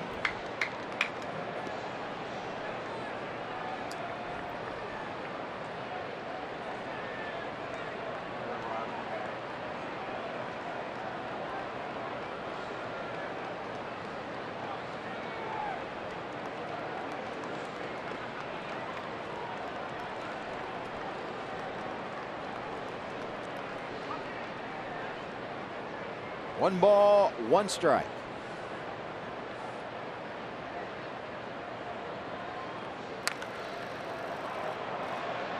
Out of play. Now, whether Strasburg gets to finish this game or not, which is not going to happen, but I assure you that Strasburg, when he does leave this ball game, he wants to have the no-hitter intact. Yep.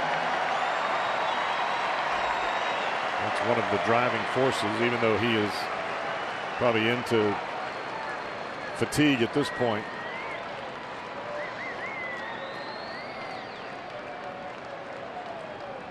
One-two pitch. Phillips lays off an 80-mile-per-hour breaking ball.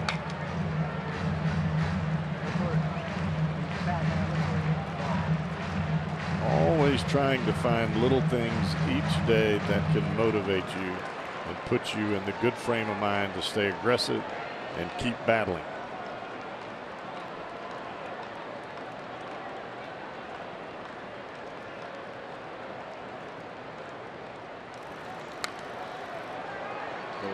Stays alive.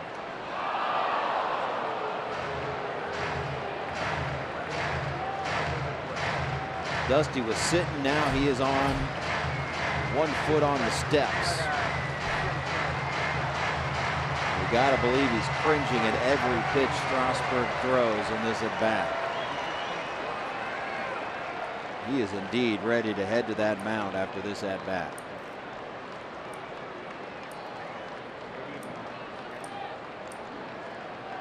Two.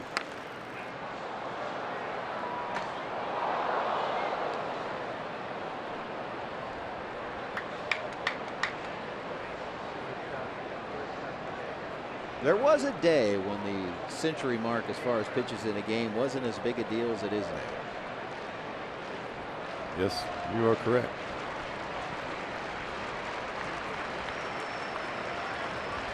I know those pitchers watching the pitch back in the day are like 108. That's it.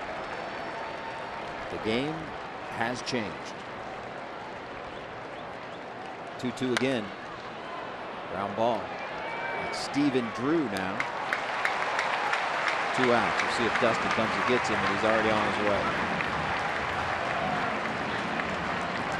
Suarez goes to third with 2 outs, and you're going to hear an enormous round of applause as Steven Strasburg will give the ball to Dusty Baker. 6 2/3 innings of no-hit baseball.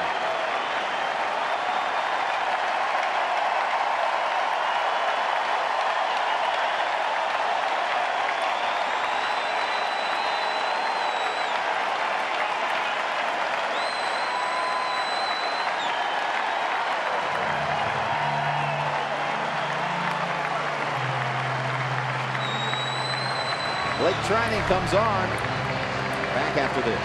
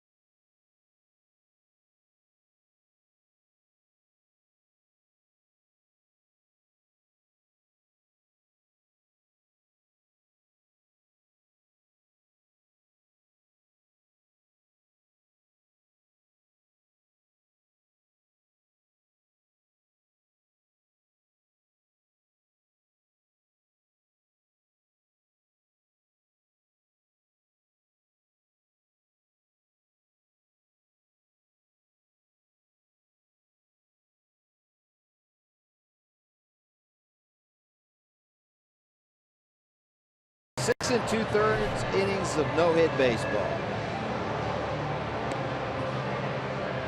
Walked 4 batters, struck out 5. Is responsible for the runner on third base, that being Eugenio Suarez, who he walked earlier here in the 7th. Talking it over with pitching coach Mike Maddox. Yeah, I think you look back to that first inning when the Reds came to the plate. Cozart, Peraza, Votto, all extended at bats. Drove that pitch count up early in the ball game.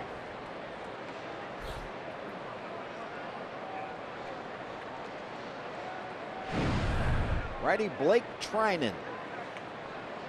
You see a lot of sub-3 ERAs coming out of Dusty Baker's bullpen. They have a terrific pen. Part of the reason why they're so successful this season. And that's without their normal closer, Jonathan Papelbon, who's nearing coming off the disabled list. It's like Jumbo Diaz is throwing down in the Reds bullpen.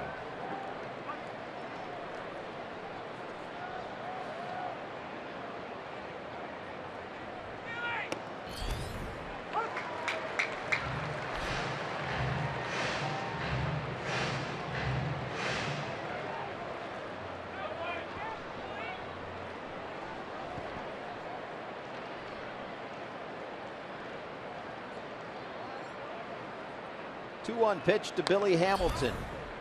Grounder to Zimmerman. Fair ball. Let's strand a runner at third and still a hitless through 7. As we do on Sunday.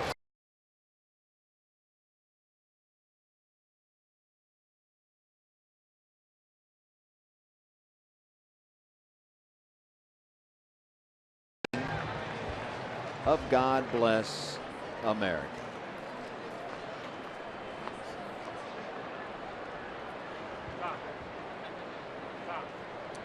Please join us as we honor our great country with a performance of God Bless America.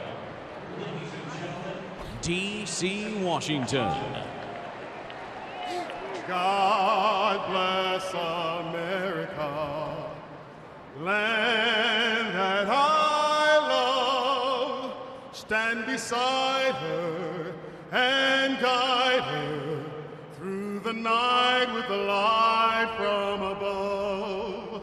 From the mountains to the prairies to the oceans wide with foam. God bless America, my home, sweet home. God bless America, my home, sweet home.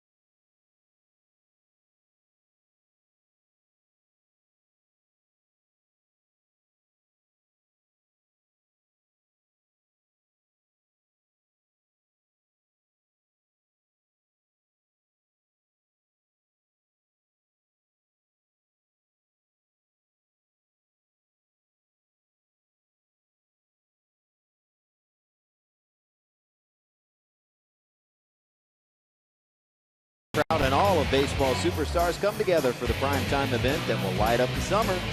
It's the MLB All-Star Game. San Diego, July 12th on Fox.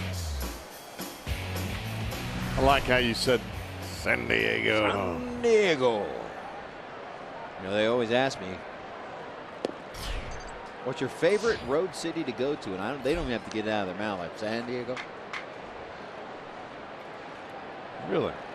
Indeed. It's heaven on earth. I like where we're going next. Chicago. Chicago. I love the city of Chicago. And this was probably going to upset some, but I could do without Wrigley Field. Come on. Serious. It's a tough place to work. It's great as a fan to go, at least once. It's great to play there. I bet. A lot of the players, that's a lot of the players' favorite favorites. Yeah. I'm just speaking personally.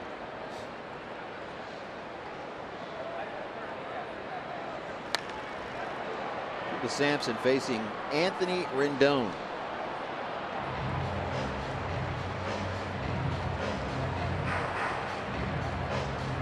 Anthony Rendon doesn't like spiders. Amen, brother. Amen.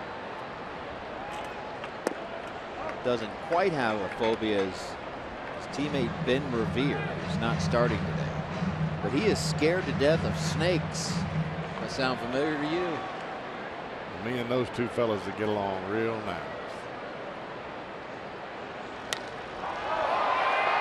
Another charge into one. And Peraza watches it go bye-bye.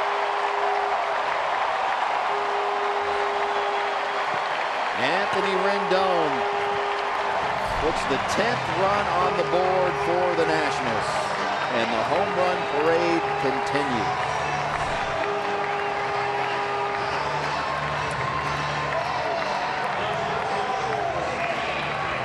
Right down Broadway about mid-time.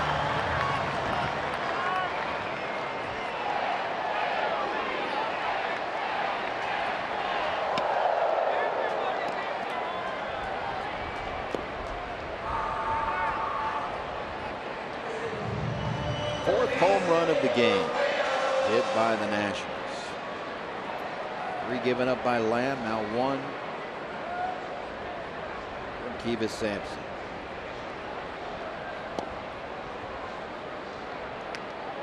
You know what, really, for a guy that doesn't like snakes, how about the people that would like put a fake snake around you? It's got to be the lowest thing on earth. What, like what you did? Not once, but twice. And let me tell you, folks, the Cowboy was not happy. Well, you put it in the zipper part of my bag, and when I reached down there, I about drew back a nub, hit my elbow on the corner of the table, and ran out of the booth. I'm sorry. No, you're not. Not sorry at all. It was an all-timer. It's all right.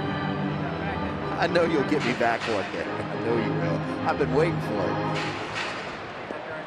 Now you're going to forget all about it one of these days. Espinosa again hits it out of the ballpark. He is unbelievable in this series. Back-to-back home runs in the 8th, and second home run of the game for Espinosa. His second 2-home run game in the series.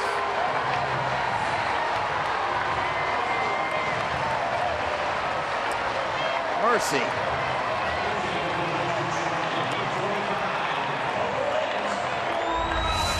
Away, away, away.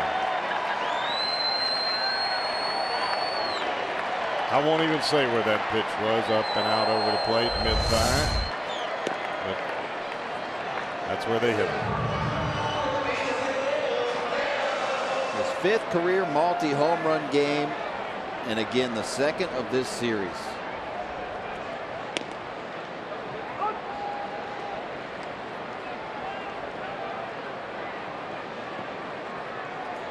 Now pinch hitter Cliff Robinson. Hit for Blake Trinan.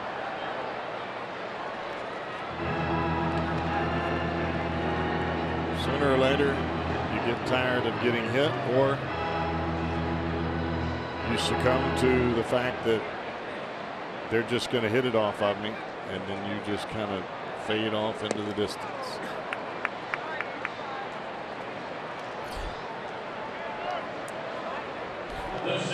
Five home runs in the series. Danny Espinosa, and retakes the team lead. The Nationals 18.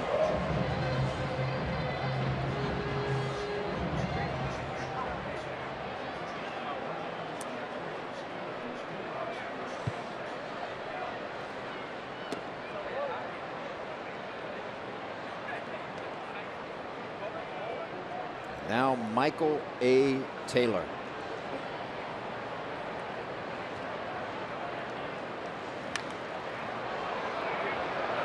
If anyone can get to this one, Cozart will. Out number 2.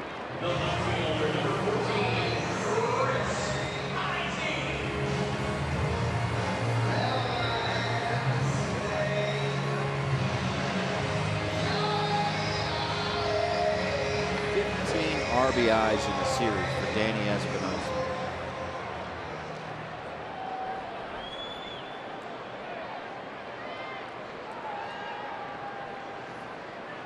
Now former Red Chris Heisey.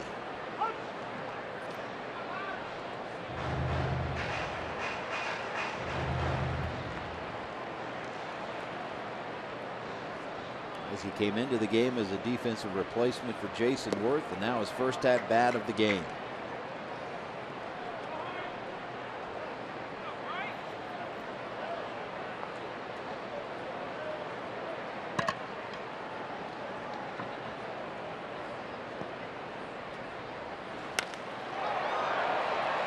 Base hit, left field.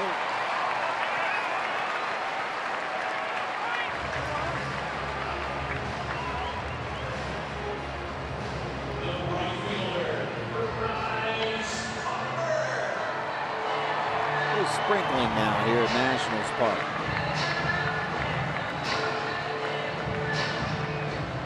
But not hard enough where people have left their seats. Former Red Matt Belisle warming up in the Nationals pen. He'll come on to face the Reds in the 8th. Sampson delivers pitch number 1 to Bryce Harper.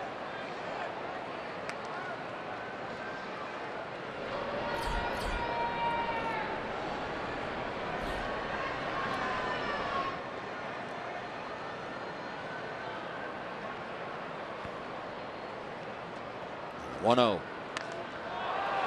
Harper swung out of his shoes, just misses it. Bruce got it. Damage done. 2 home runs in the inning, all Nationals.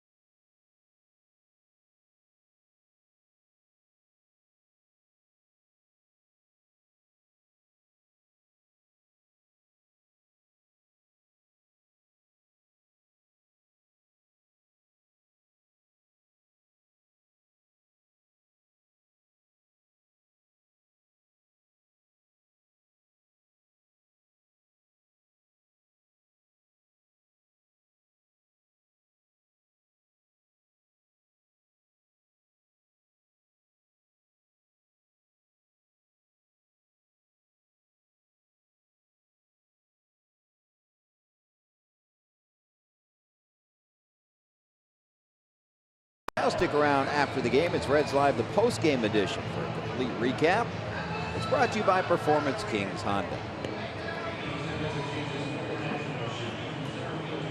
11-0 Nationals. On to the 8th. Reds need a hit to avoid a combined no-hitter. Steven Strasburg, 6 2/3 innings of no-hit scoreless baseball. Blake Trinan. And now Matt Belisle, the former Red. And I can assure you that each individual that comes out of that Nationals bullpen, he knows where that big zero sits. And I'm not talking about the run standpoint. I'm talking about the hits. Ben Revere's entered the game for the Nationals in center field. Michael Taylor has moved over to right, so Bryce Harper's day is done.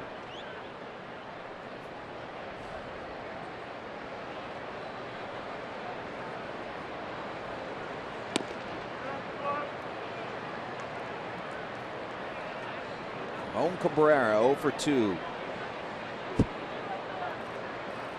Fly out, ground out.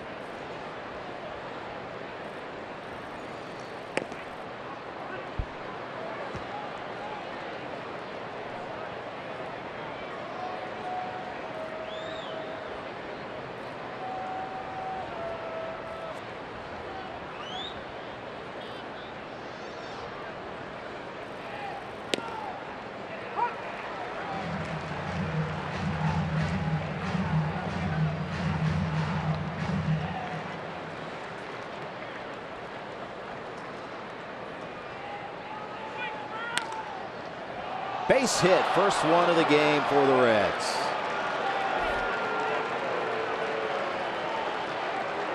So Ramon Cabrera breaks it up. The Reds avoid a combined no-hitter.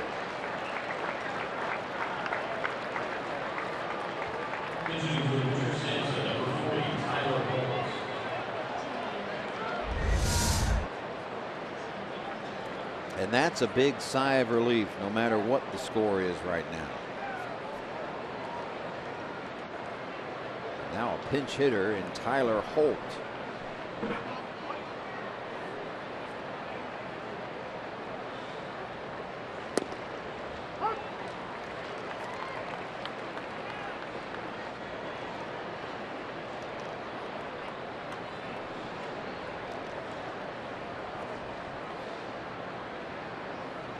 To Holt. Chopper. Rendon. Zimmerman. One out.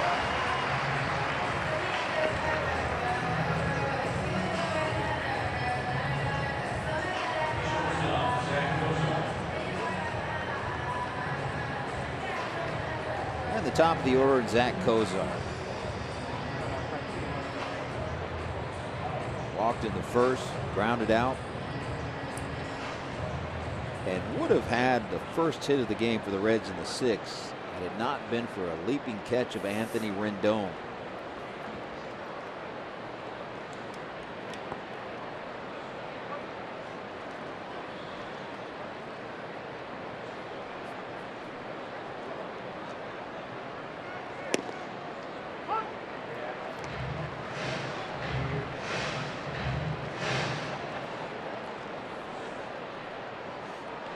We'll get on the plane after this one and head to Chicago for 3.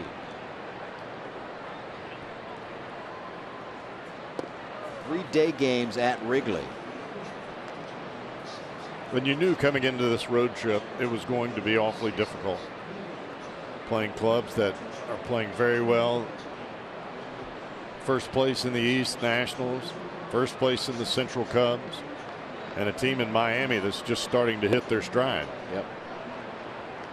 Don Mattingly's done a really good job down there in South Florida. I think that what Mattingly has done is he's galvanized the clubhouse. I think they had talent there that last year. They just couldn't all pull from the same end of the rope. And I think that Mattingly has figured out a way to get everyone on the same page. Well, the Reds go hitless through 7 innings and now have delivered 2 hits off of Matt Belisle here in the 8th. They hold Cabrera at third. 1 out, first and third for Jose Peraza.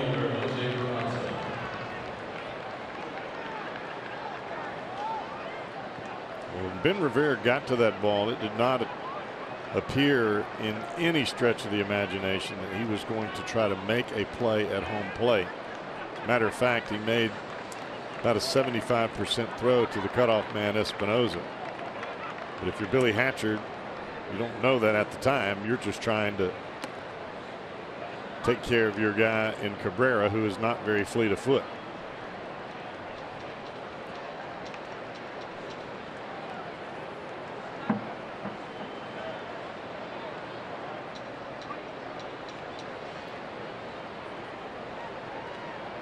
Pitch to Jose Peraza. Base hit up the middle, and the Reds get on the board. A couple of Bluebirds coming out here at Nationals Park, even though they're up 11-1. That is a patented Jose Peraza swing. And as you watch Peraza develop over a period of time, watch how short and quick he is to the pitch. Not much body movement at all. The pitch is out over the plate, middle away, and he takes it right back up the middle. Doesn't dip the back shoulder, doesn't try to lift it, just shoots it right back where it came from. And that organizational dilemma, if you will, can you get Peraza enough at bats to keep him up with the big club, or do you want him playing every day in AAA? If you are rebuilding and the season is a wash, which it has been and will be, would you not want to play him as much as possible? I would want him at the big league level every day. Question is where does that come? That will be up to the general manager and the manager.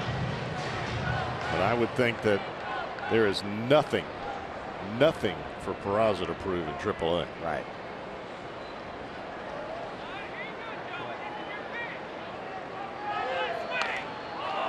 Votto, left center field.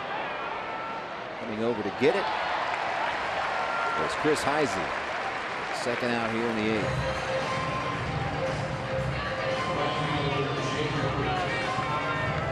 That was a pretty good base runner too, as we've seen.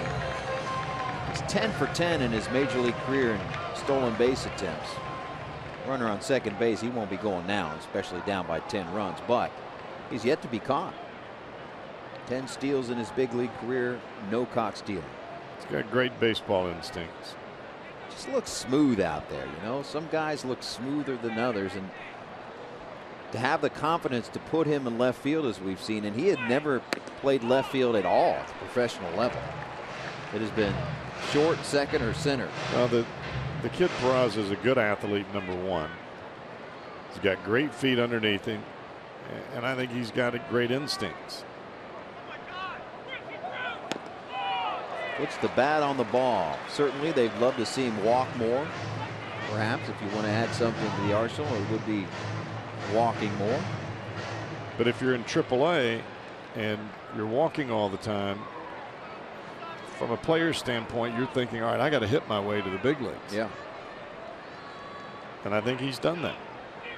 The development finishes here.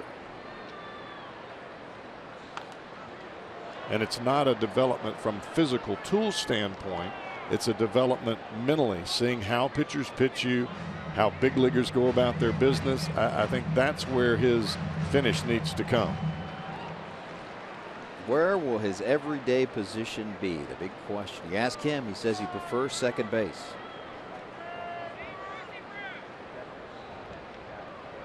Oh-2 pitch to Jay Bruce. Swing and a miss. Reds do get a run and finally get some hits.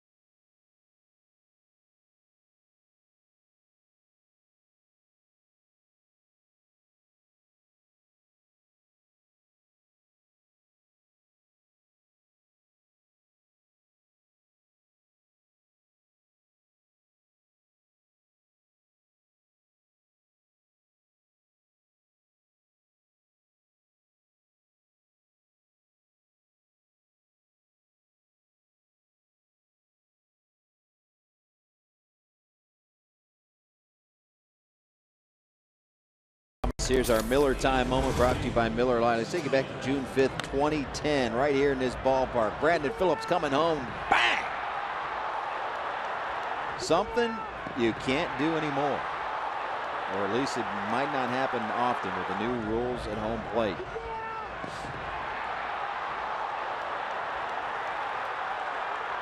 Will Nieves took the shot behind the dish on that day in 2010. The season it was for Cincinnati. As they broke out and won the National League Central Division Championship. Not such a great day so far, obviously, today. All right, we got some changes for Cincinnati. One being Jumbo Diaz on the mound. Righty. Tyler Holt remains in the game. He's in right field. As you look at Diaz's numbers, and we'll give you those other changes coming up. Pitch from Jumbo. In there for a strike. He's facing Stephen Drew. Ivan De Jesus Jr. is now in left field. And Jose Peraza has moved from left to shortstop. All right, Cowboy, I got a question for you. We've seen, look at De Jesus, we've seen these young pitchers, and we've seen the Nationals just swinging out of their shoes at this point. Many, many at bats. If you're a young pitcher, and you got guys swinging out of their shoes, what can you do? Well, I think the first thought is, and a lot of people would revert to this, well, you got to throw the ball inside, make them. Left center field, off the top of the wall, and gone. Stephen Drew touches up Jumbo Diaz, and the home run parade continues on a day to forget for the Reds. That's another first batter face coming out of the bullpen home run. But going back to your question, when you've got a team that's starting to come into motion, starting to swing and starting to put a rally together, it's not really about knocking guys down or brushing them back. It's about changing eye levels, because when you're down, and they're keying in and they're diving out over the plate, you got to get the ball up in the strike zone a little bit above their hands, and you make them stop. You make them stop their swing, or if they do swing, they're going to pop it straight up in the air, swing and miss. You have to do something to make them hold their bat and take a little bit of their aggressiveness away. Right off of Diaz, Wilson Ramos has reached again.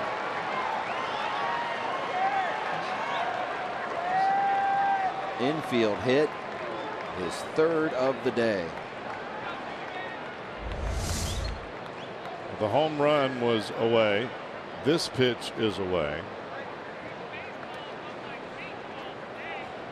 And you can't stay in one spot up here from batter to batter to batter. See where it got Jumbo. Right in the right side of the right ankle, outside of right ankle.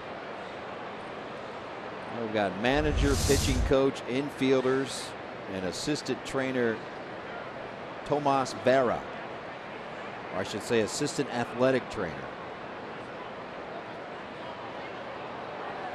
to appease a certain portion of our audience.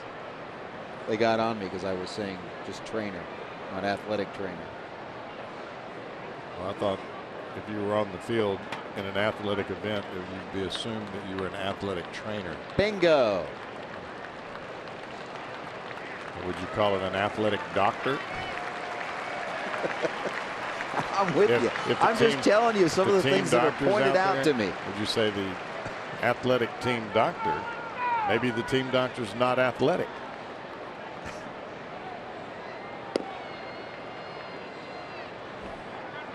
Jumbo's going to take some pitches to prove he's okay. He's calling everyone off and will stay in the game.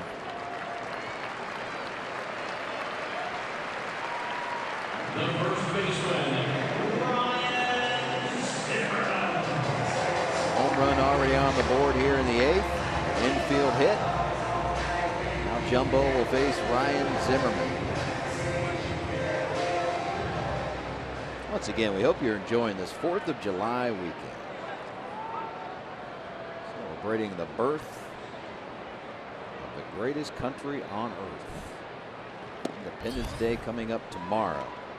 You know they're doing a cool thing tonight. The first major professional sporting event ever on an active U.S. military base. It's the Fort Bragg game, Miami versus Atlanta. Fort Bragg, North Carolina, coming up tonight. Yeah, that's a pretty big deal.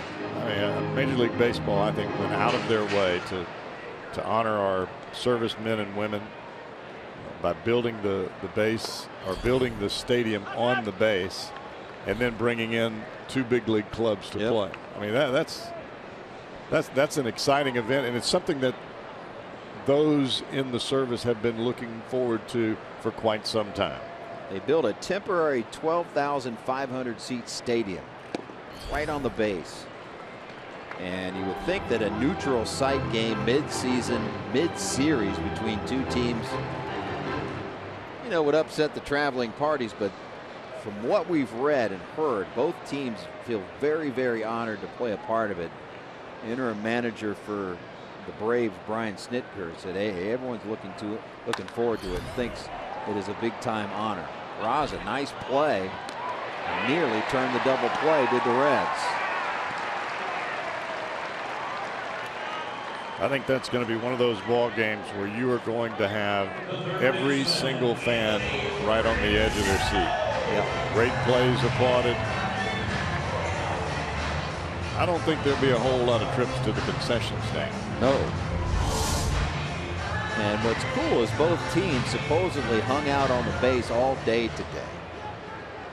So that is pretty cool. Not only they're playing tonight, but I'm sure they've getting the tour of their lives and shaking a lot of hands, the men and women that are serving right now at Fort Bragg.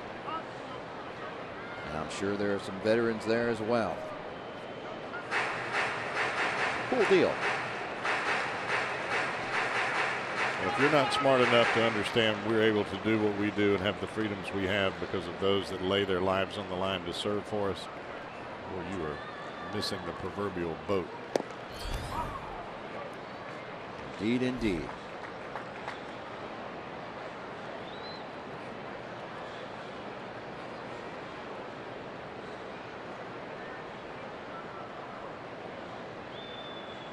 One pitch to Anthony Rendon.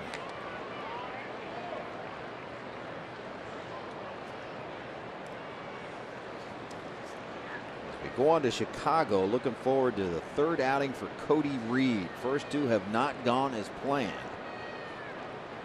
And the rookie has the unenviable task of facing the Chicago Cubs twice in a row. You know, sometimes I think it's for a young pitcher coming to the big leagues, there's so much involved in the emotional aspect of the game and pitching in a ballpark that is maybe new, or pitching in your home ballpark as Cody did in his 2nd start, where there's just a massive crowd.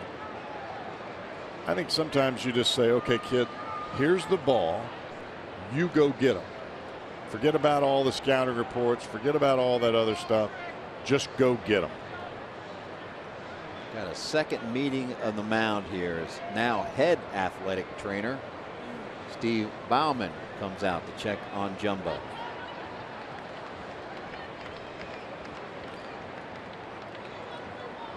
I talked to Cody Reed this morning, and Jumbo's going to leave this game. Michael Lorenzen has started to crank up in the Reds bullpen. So with Jumbo leaving with an injury, he will come on and will have all the time he needs to warm up. There's Michael.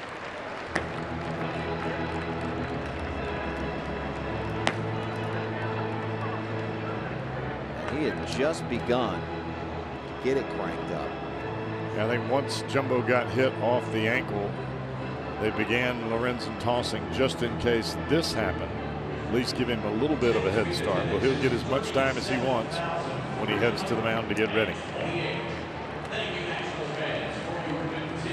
Yet another injury to the Reds pitching staff. Albeit we don't know how serious, but enough to take Jumbo Diaz out of the game. On the other side, it'll be that guy toeing the slab for the Reds.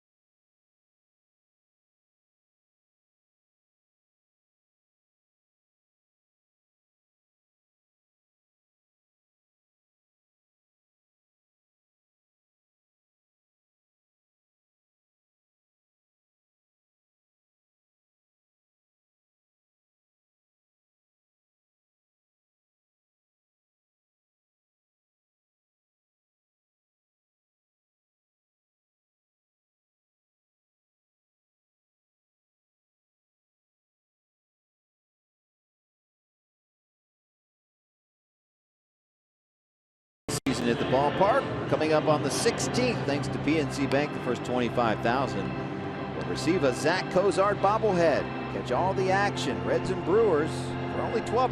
For tickets, 513-381-REDS or visit reds.com.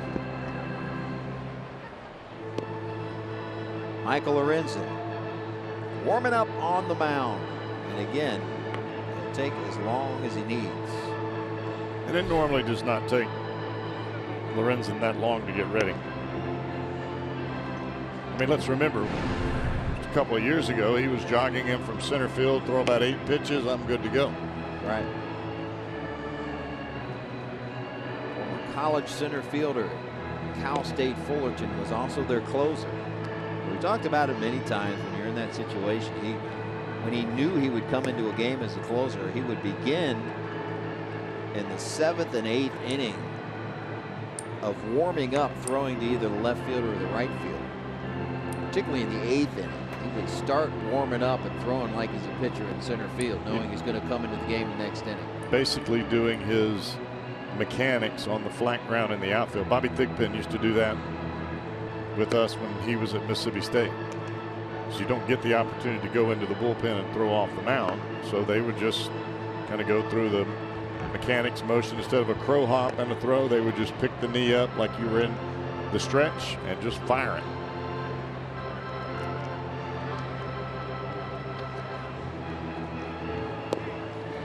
Good outing on Thursday. 3 innings pitched Thursday versus the Nationals.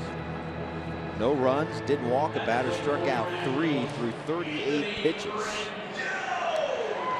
And really for Lorenzen right now, it's just getting repetitions.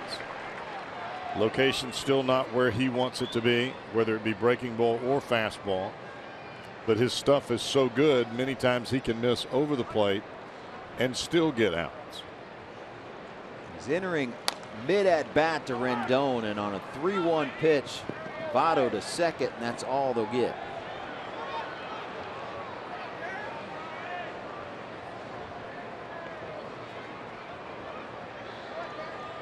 The 6 on the put out. Now the unconscious Danny Espinosa.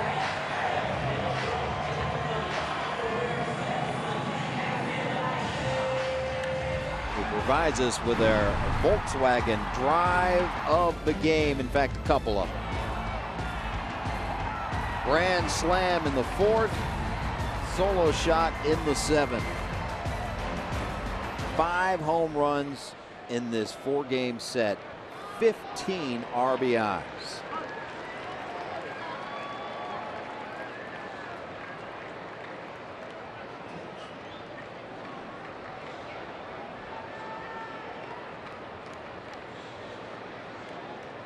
Look at the numbers since 1913. Most RBIs ever in a series versus the Reds, tied for the most home runs. 15 RBIs in the series. And all of the balls that he's driven have been out over the plate. And again, he's batting 8th in this lineup. And leading the team in jacks.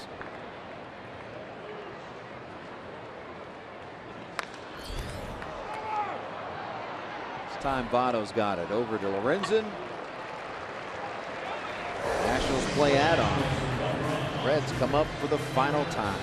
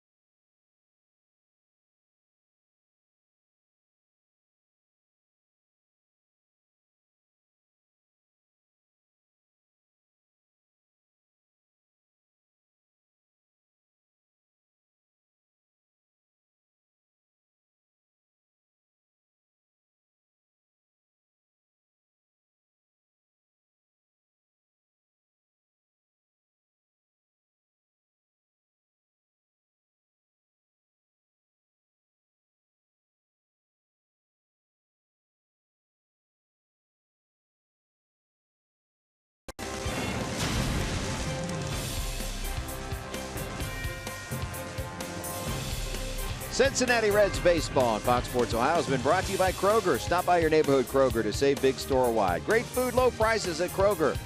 And by Toyota. For over 30 offers, visit buyatoyota.com. Toyota, let's go places. Nationals Park.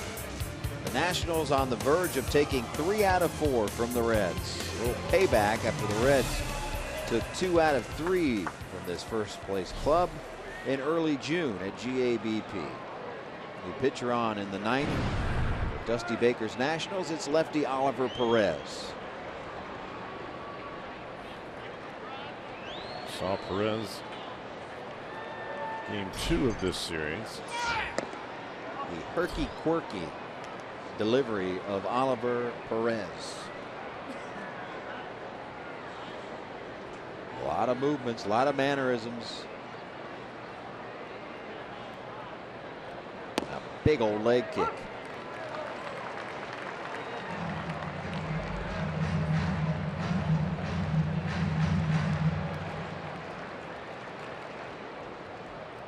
Fourth pitcher of the day for the Nationals. Just picking up the game, Steven Strasburg. 6 2/3 innings of no-hit baseball. Blake Trinan, a third of an inning. No hits. And Matt Belisle, the former Red, though, an inning and gave up 3 hits to get the Reds off the no-hit schneid. Now Perez. John Lamb, a day to forget. 4 1/3, 8 hits, 8 runs. They were all earned. Walked 4 batters, which really came back to haunt him. Struck out 5, gave up 3 home runs. The Reds have given up 6 home runs in this game.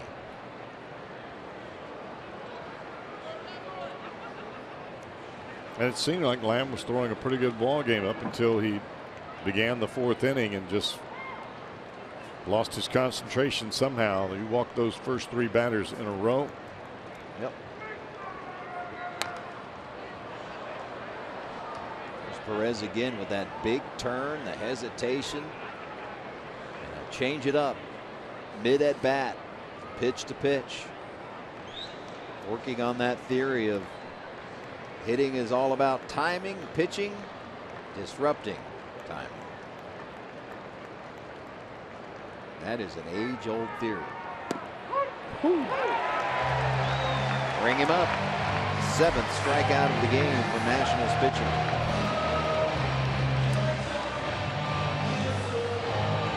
One out, Brandon Phillips.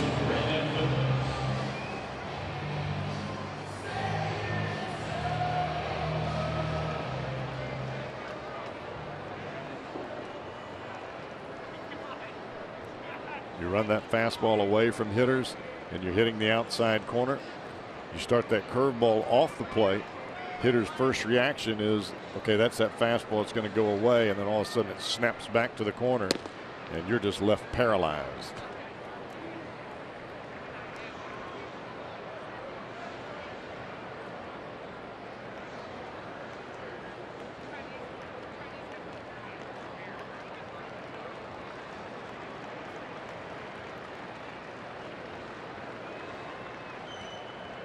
Pitch to Phillips.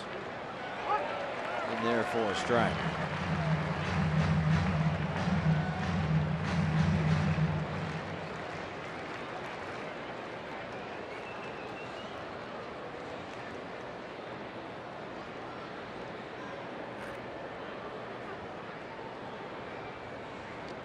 Swing and a miss. Way off balance swing. 1-2.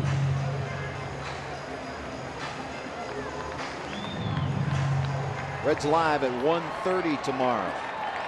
The studios of Cincinnati and Wrigley Field. Cody Reed versus Kyle Hendricks on 4th of July.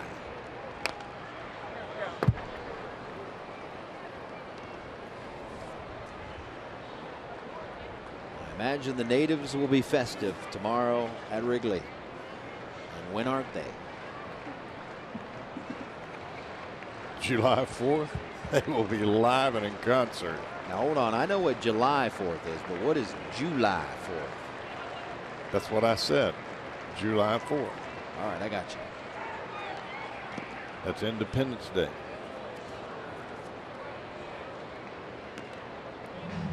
You making fun of me? I would never do that.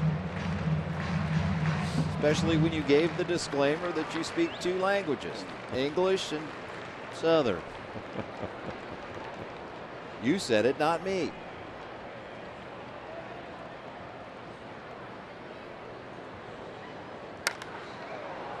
Drives one foul.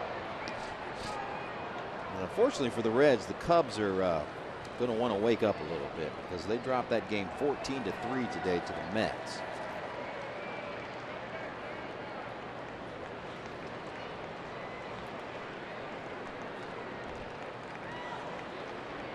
They got swept in 4 as the Cubs.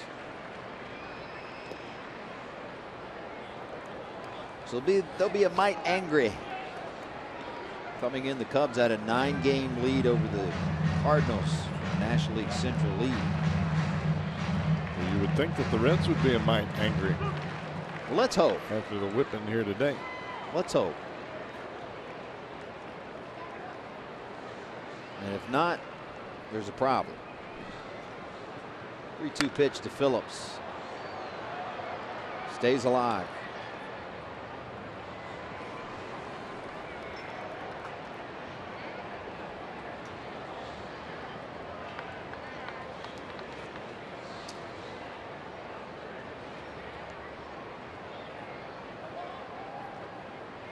Like a little payback coming as well as the Cubs swept the Reds. Great American last homestand. Hit well in the right field, but going back to the track and getting it. As Taylor and the Reds We're down to their final out.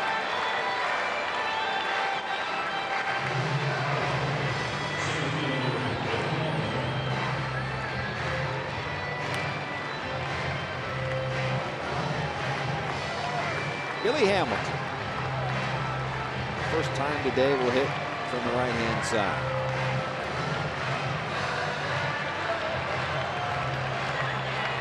Crowd to their feet. Those to their left of the 37,328 that turned out today at Nationals Park.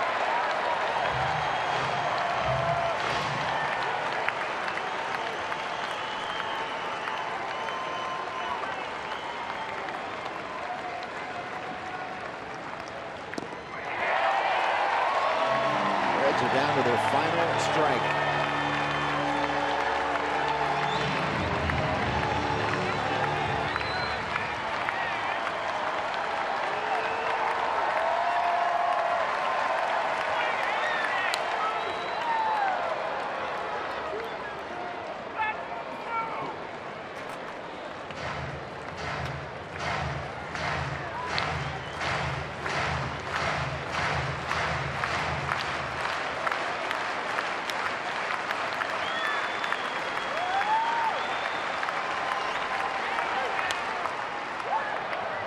Fouls it back again. Reds will be off to Chicago while the Nationals will stay here as the Brewers come to town for 3.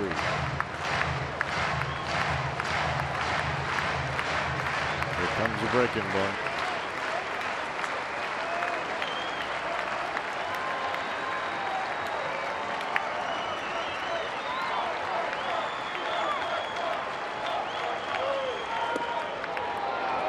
Hamilton lays off. Nationals winning it for Steven Strasburg, who will now run that personal streak to 13 games.